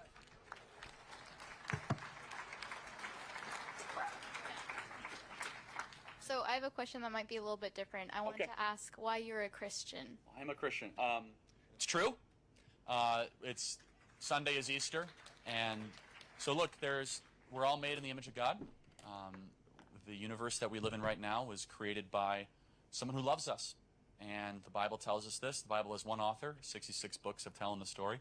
And look, we're made in that image of God, and the gospel can be summarized in 4 words, 3 words, 2 words, and 1 word. 4 words, Jesus took my place. 3 words, him for me. 2 words, substitutionary atonement. And 1 word, grace. We didn't earn it. We don't start to do a lot of good things to be able to have eternal life. I'm a Christian because I had a collision course with Jesus Christ in 5th grade. Changed my life, gave my life to the Lord, and every single year it started to mean more to me. As I got older, I realized, like, wow, I'm broken. I am, there's something not right with me. It's like, yeah, that's original sin.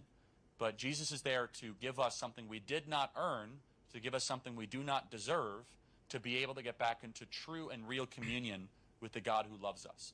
And it's true. You look at the archaeological evidence, the evidence for the resurrection, the evidence through Matthew, Mark, Luke, and John in the book of Acts. You look at how there's never been an archaeological discovery that disproves the Bible. All that things can be done with reason, but there's one final reason why I'm a Christian. It's less because of this and more because of this, which when you start to open up your heart and your soul and all of a sudden have the humility that you're just kind of a speck in this massive cosmic creation, all of a sudden I think many people in this audience that might be a little skeptical, all of a sudden that Lord who does love you is going to all of a sudden come into your life in a way that you might not expect. And so celebrate that Easter. And if you haven't given your life to the Lord, He sent His Son, Jesus Christ, for you for that. Thank you. Okay. This will be the final question. Is that right, Mackenzie? Okay. Yes.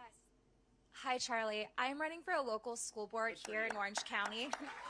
Thank you. When I get elected, what is the most precious... When I get elected, what is the most pressing issue that I could focus on to make the biggest impact in our public schools? Well, first of all, God bless you for running, and thank you for your courage and your conviction. It's just awesome. The teachers, bro, they need God. That's all I can say. Put God back in the schools, and I promise you, everybody's about to win.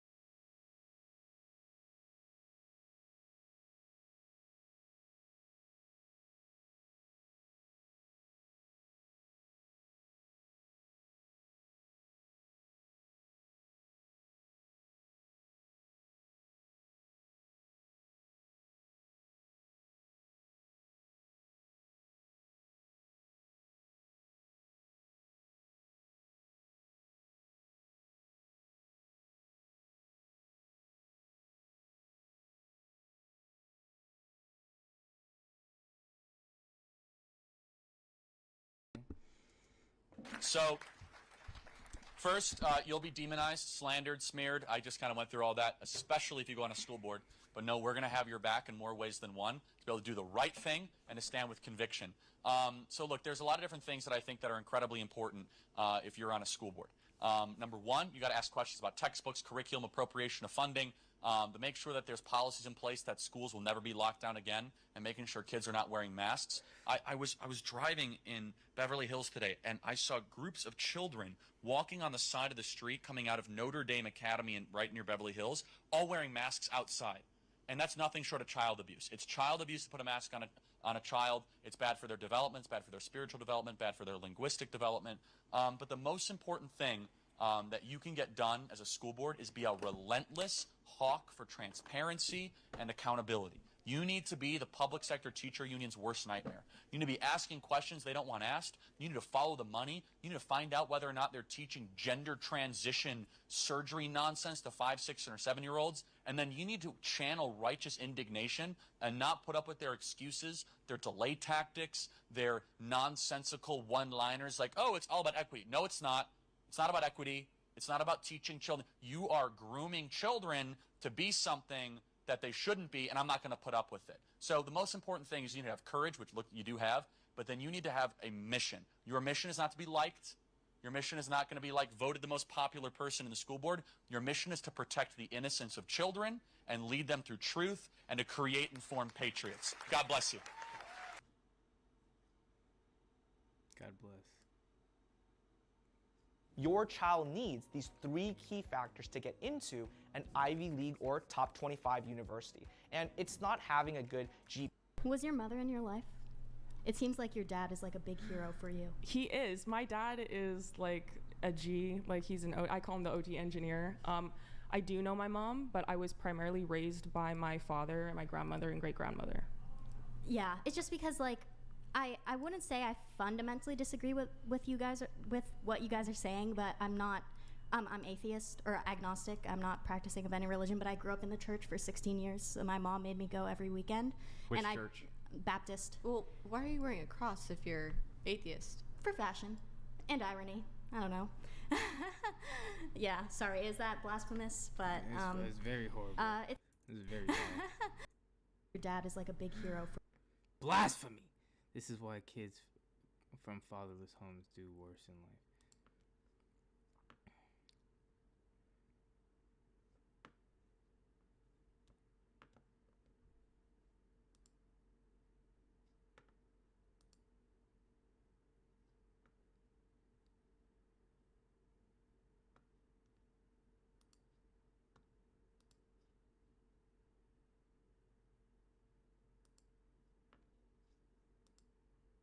you. He is. My dad is like a G, like he's I call him the OT engineer.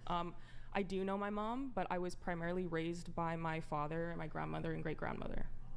Yeah, it's just because like, I wouldn't say I fundamentally disagree with you guys, with what you guys are saying, but I'm not, I'm atheist or agnostic. I'm not practicing of any religion, but I grew up in the church for 16 years. So my mom made me go every weekend. Which church? Baptist. Well, why are you wearing a cross if you're atheist? For fashion and irony. I don't know. Yeah, sorry, is that blasphemous? But it's kind of like a fashion thing. It's just right kind of now. strange. It's definitely a What the trend, you hell? know? I mean, I still... I didn't know this does not look like a real person. You feel me? What the heck? This guy does not look like a real person. It's kind of like a fashion It's thing just right kind of now. strange. It's definitely a trend. You know? I mean, I still grew up in the church. I'd still say I'm spiritual, but I'm not practicing. I don't like follow the gospel like that. But So you more so like believe in God and Jesus, but just not the No. church structure? No. Oh no. I have a connection to the church, and I'd say I have a connection to my spirituality, but I don't believe that I would know if there was a creator. Okay. Yeah. So But just relativism. yeah. But back to my point, what I was saying was like, I feel like I do agree, but I don't think it's fair to women out there, especially women who do work to organize their lives around their families. Because I had a single mom, and the way you describe your dad reminds me of the way I felt about my mom, you know. And although I do think women are more emotional, and that like increased emotional response can lead to like playing checkers instead of chess, I think maybe when women are able to subtract men from their lives, or like just like I don't know, I think that there are women out there who can play life like a chess game, or that like I wish I could say that I could, you know, even But though I was don't you born think a your woman. mom probably had to lean into her masculinity because she was a single mom? Oh, definitely, but I don't see a problem with leaning into your masculinity. But I wish I could No, act like but I was playing a game of in order chess. for her to go to her point, you're saying that you notice some of the things that she's talking about relevant to your relationship and your dynamic with your mom, but she had to take on a masculine role. So she probably had to do some of the things that she's describing her father did, correct? Yeah, but she's a woman. Yes, of course. I know she's still a woman. I'm saying she had to lean into her masculinity. Please, if this thing breaks, I'm gonna take it as a sign, Father. I'm gonna go outside. I'm gonna go outside.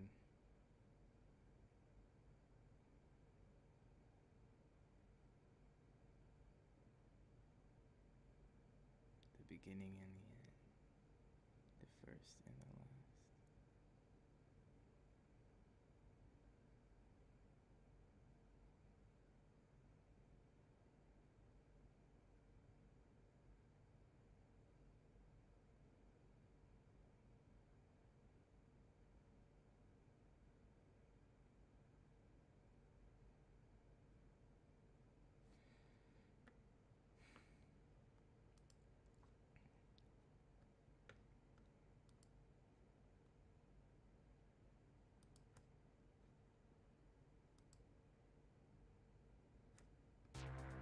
Eve to me is basically freedom. It's a giant open universe where you.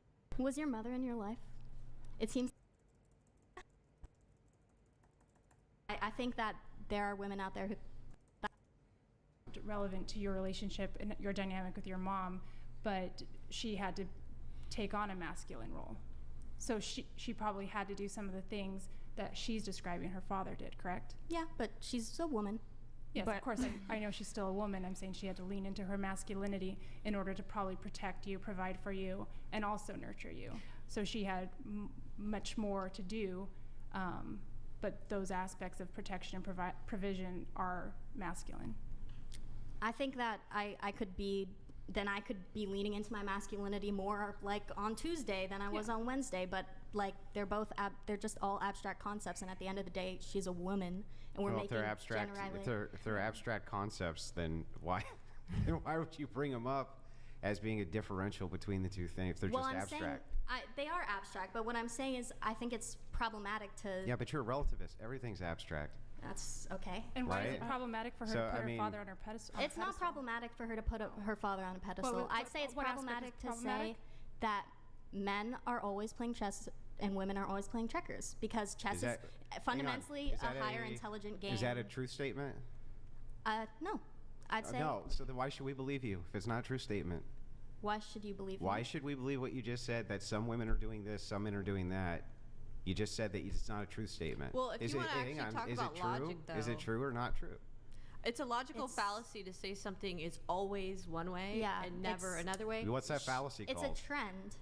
Is but it called the I just made it the fuck up fallacy? So No, back to no, where I it's was not. at. It's not called So back to that. where I was at not called when we're talking about relativism, which is what we're talking about right now. You can't make truth claims. Relativism is what you're talking about.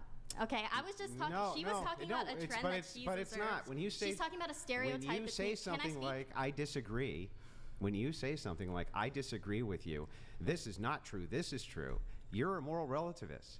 You don't even believe in a standard for truth. You have no standard for truth. Why would you ever make a claim something is true or not true? Well, you just hate all relativists. I was having a conversation I where hate I all. was. Is that true? Well- is it true that I hate all relativists?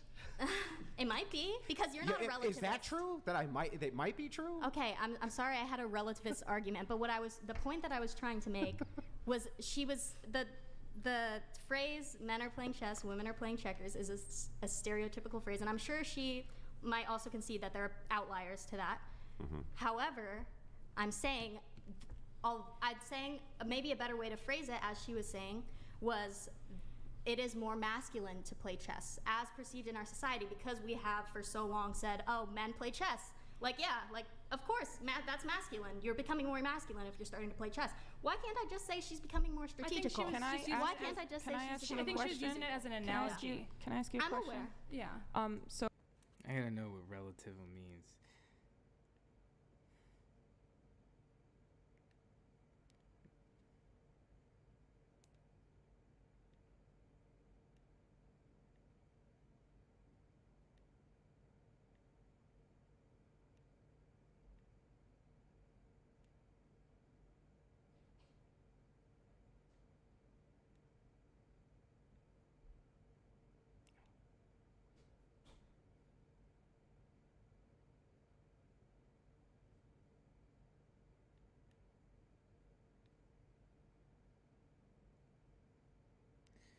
Relative definition.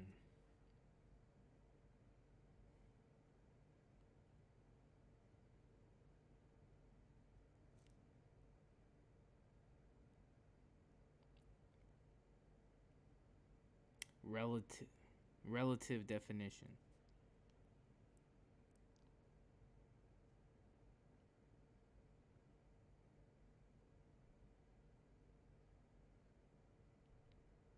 Relative definition.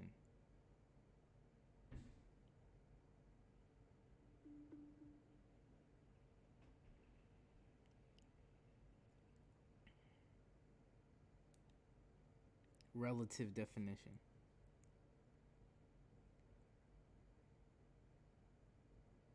Considered in relation or in proportion to something else. Everything is relative. Everything is considered. Relative definition.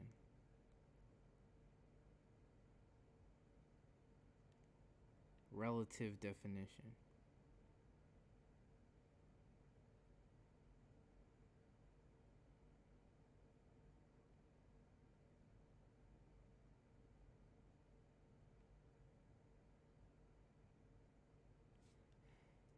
So I have two questions, I guess. One, would it be as offensive if I in fact said women play chess and men play checkers? And two,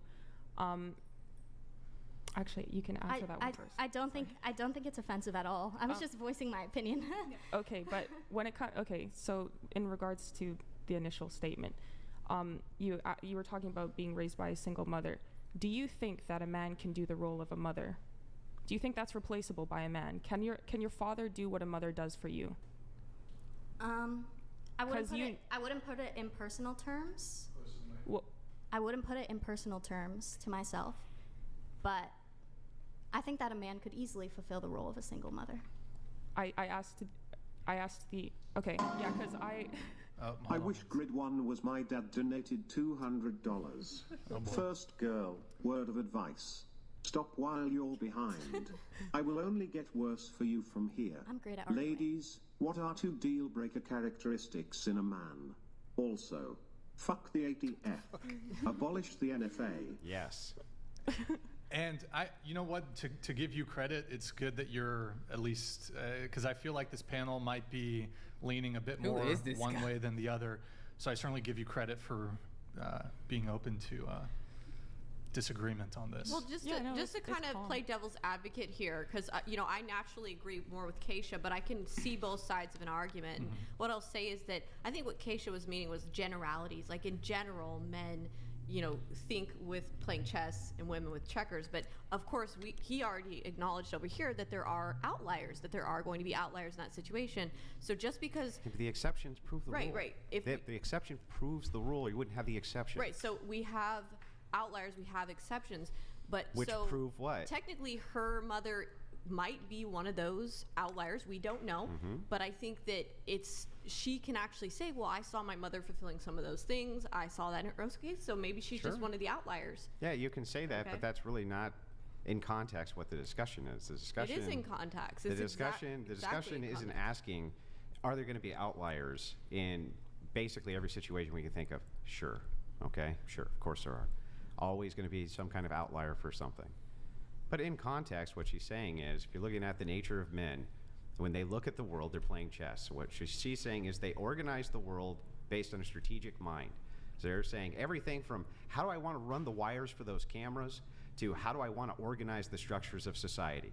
And she's saying if you don't follow that pattern and submit to your husband and allow him to take that role, then in corporate America, you're going to have to do it for a psychopath. That's her whole point. Am I wrong? No, that's exactly it. And I think another example is like men have told me that when they come up and just have a casual conversation with a woman, they can tell what kind of man is in her life and what level of proximity, like if she's maybe dating, just by like certain behaviors or things that she says and does. Women don't read actions the way that men do, and I don't care how good they are at it, like they just don't read actions the way that men do. We are so deceived by like what we hear, and like it's not the same. We speak completely different languages, and the more that you realize that you are completely different mentally and emotionally from a man, the more you have protection against some of the things that happen. Because as soon as I realize a man Which is how you know she was raised by a man, if it was a single parent, because she's speaking sense. I was going to ask you, actually, I was like, you noticed that I had you asked me immediately, okay, were you raised with your mother? And probably because you could tell by the way that I'm speaking, what's coming out of my mouth, that there's more of a masculine influence in my life as opposed to a woman's. And so it's something that you delineate already in your mind that's completely different to what a woman would operate in. So it's just a completely different thing. And as soon as I notice that a man is playing chess, I instantly defer to my father. And if I had a husband, I'd instantly defer to him, because I know that I will never win a game of chess against a man. I just won't. And if I try to, as soon as I enter the game, I lose. That's the part that I find problematic. Yes, the statement overall is true. I won't be a relativist. I'd say as a generalization, it can be said as true. But the reason I don't like that framing is because... A relativist can't say anything's true. I never claimed to be a relativist. You did. Continue with your point, though. But just so you know, in the future, you did claim you were a relativist. Okay. But that's all an agnostic. Go ahead with your point, though. Well, I mean, like, it creates a sense of fear, because what if some of the men are stupid? Trust me, there are dumb men out there who are playing checkers, you know? Well, yeah, that's what's happening now with the deconstruction of the family and everything. Predatory? Yes. Yeah, that's the other thing, and we see that happening all the time, where there are predatory men who are actually targeting young, vulnerable women, especially women who haven't had fathers in their lives like you. They target and prey on the vulnerable women, and I think that's what partially what Keisha is trying to get to here, is that if men are thinking like with chess, and you're not going to be able to figure out if they're trying to prey on you or target you, you become a vulnerable target when you don't have your father in your life. But you don't believe that you can play chess too. Wait, can I ask you something? And you don't believe that they can be playing checkers. Can I ask you something, though? Yeah. Would you like a relationship with a man who will completely take care of you, protect for you, provide for you, stand by you, be loyal, have kids with you, and you could trust that he's there for you 100%? Shane donated $200. Sure, I don't. Third girl, huge pick me. Do you want to address the pick me accusation? Yes, pick me, because like, what the heck? Why would I want to be in the position to do any of this by myself? Like, the amount of things that women are put up to do that they literally cannot handle doing is literally the reason for the destruction of our society right now. Because men are not being respected in their position as men and fathers, and women are taking control and also being told that they can actually do it and then failing. And a lot of that is because a lot of men aren't present in the childhood, they're not taking that's that's what's happening. Is there's just the women are trying to control, and they don't understand and appreciate what the men do, because they never had an example of that. What other choice? Really quick. I wish Grid 1. We will ask your. Yeah, they're not taking accountability. That's what's happening. Is there's just the women are trying to control, and they don't understand and appreciate what the men do, because they never had an example of that. What other choice? Really quick. I wish Grid 1. We will ask your question here. I'm just letting this conversation finish up. I will ask the two deal breaker questions. What other choice do they have? That's strange. Could you go work on an oil rig tomorrow? I could if I wanted to. Oh, so are you saying that you have all the choices that men have right this second? Yeah. Okay. Well, then what are you talking about? Okay, what are you talking about? I don't have all the choices men have right this second. Oh, what choices don't you have? A lot. What? I can't be as condescending as you. Well, that's because you just have not acquired the skill of knowledge, which is a prerequisite. It's because society thinks I play checkers and you play chess. Yeah, but what choices? Even if I try to be on the same level as you, I'm already a relativist. Hey, great, snark. But can you answer the question? What choices do I have? Do you not have? If there's no man in my life? What choice do you not have that men have? Okay, what choice do I not have that men have when I wake up in the morning? I cannot walk around with my shirt off. I know that's a stupid, lame one, but I don't know how many of you. You can walk around with your shirt off. Okay, well, without social outrage. Yeah, Yeah. What choices do you have, or do you not have? Well, this isn't relevant to. No, what they it's were exactly saying. relevant. They were saying, can you guys? You said it's because women. I'll repeat it for you. Okay. You said it's because women have not had the choices that men have had. That's not yes, what I said. it is what you said. They were saying that a woman is trying to be act as a man in their life because there was no man in their childhood. And I said, what other choice does she have? Okay, so just so that we're clear, you do think from an egalitarian lens then men and women have the same amount of equal choice? No. Okay, well then what choices do women not have that men have? There's a lot. It would be hard for me to delineate them all for you, If but there's that a doesn't mean lot, they're then not you should there. name one. That doesn't mean they're not If there. there's a Okay. lot, then it's how not about gonna one? it's not going to be good enough for you, but sure. Let me think of some of the things. I could probably not go work a contracting job Why? because I'm physically weaker. Okay, so Biological. that has nothing to do with the lawfare though.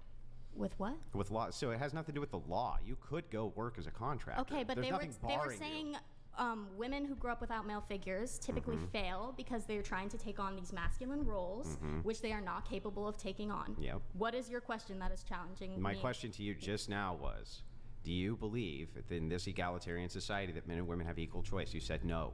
Yes, that's why the women are failing. We're not saying they're failing. What we're saying is that women who grow up without fathers in their home, they're made more vulnerable because men who are thinking on the level of chess, who might actually not be a good man, who might be a predatory man, those men see you as an easy target, Yes. a Yeah. vulnerable person that they can take advantage of. See, if if your father's in the home, your father can say, that's not a good guy, don't date him, I see the red flags, don't even bother. Yeah. Or the father can set a standard when that man is coming to pick you up for a date. You're Yeah. gonna have my daughter home at this time, nothing funny, or you're gonna deal with me and you're gonna answer to me. So what we're getting at is the women who don't grow up with fathers, it's not that you're failing, it's more or less that you you're have to masculinize. you're no, That's what it's you that were you're saying, right? That's what she was saying. No, we're not saying you have to masculinize. We're talking about how you're being made vulnerable because you don't have a father figure in your home. But aren't male children are also made vulnerable if they don't have the father in the home? Absolutely, Yeah, and so they, it's not for just them like- it's a different thing. They But don't. It doesn't tend to go in the form of being it's not taken the- advantage right, of sexually. I feel It like you're- usually has to go in the form of more likely to be imprisoned or in jail or having All those places doing you get drugs and taken other advantage things. of sexually Yeah, though. I would say that there's a Well, lot of not little boys necessarily. that are being taken advantage sexually because they don't have fathers and Maybe like by women. by men and women. Like I've the public school system is one of the Yeah, worst yeah. places for and males. women That's where women are very assaulting young predatory, boys all the yeah. time. Oh, I Women haven't are heard about Like that. for instance, if you were to take, you hear the old trope, the Catholic priests do all the, the kid diddling, but it's actually if you look at the public schools, teachers do way more than priests ever dreamed of.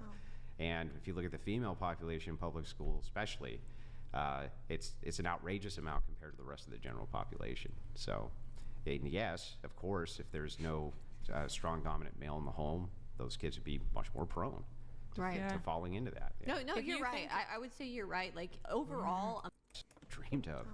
And if you look at the female population in public schools, especially, it's an outrageous amount compared to the rest of the general population. So, and yes, of course, if there's no strong dominant male in the home, those kids would be much more prone to falling into that. Yeah. No, If you're you right. think- I would say you're right. Like overall, a male not being in the home is at the detriment to both children, male or female children overall. And there are different ways I think that it kind of surfaces. But let me and take it a step tends further and say to it's trend. less detrimental Right. if a woman isn't, if the mother isn't. If a It's mother isn't less detrimental. If a mother isn't what? Present in the home. You Oh. need both, and it's best to Yeah, have both. statistically But I think that speaking- it's less detrimental to have a single father raising kids than a single mother. Statistically, it shows that like if a child has both parents, assuming that they're good, they have the best chances for success. And then if they have a single father, they have almost equal chances. I think up to 90-something percent chance of success. And then if it's a single mother, I think it plummets like negative 80-something percent. That's the stepdad effect.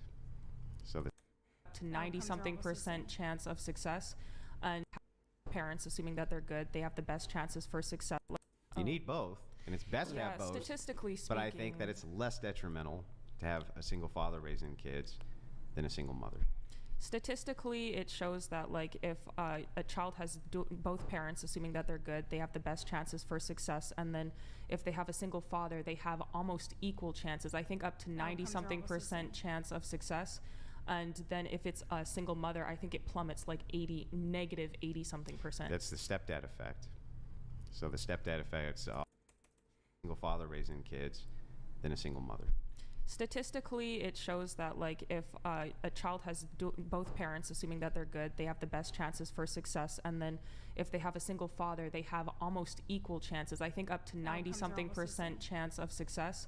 And then if it's a single mother, I think it plummets like negative 80-something%. That's the stepdad effect.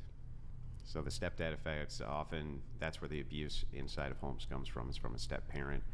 Far less likely to see the step parent who's a female come in and enter abuse because, well, it's really hard to do that to a male, right? They can step in and be like, no, you ain't doing shit, or else.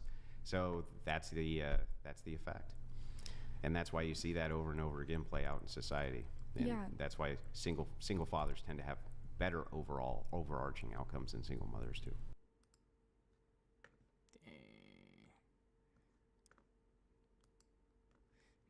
Never again. Do for a win.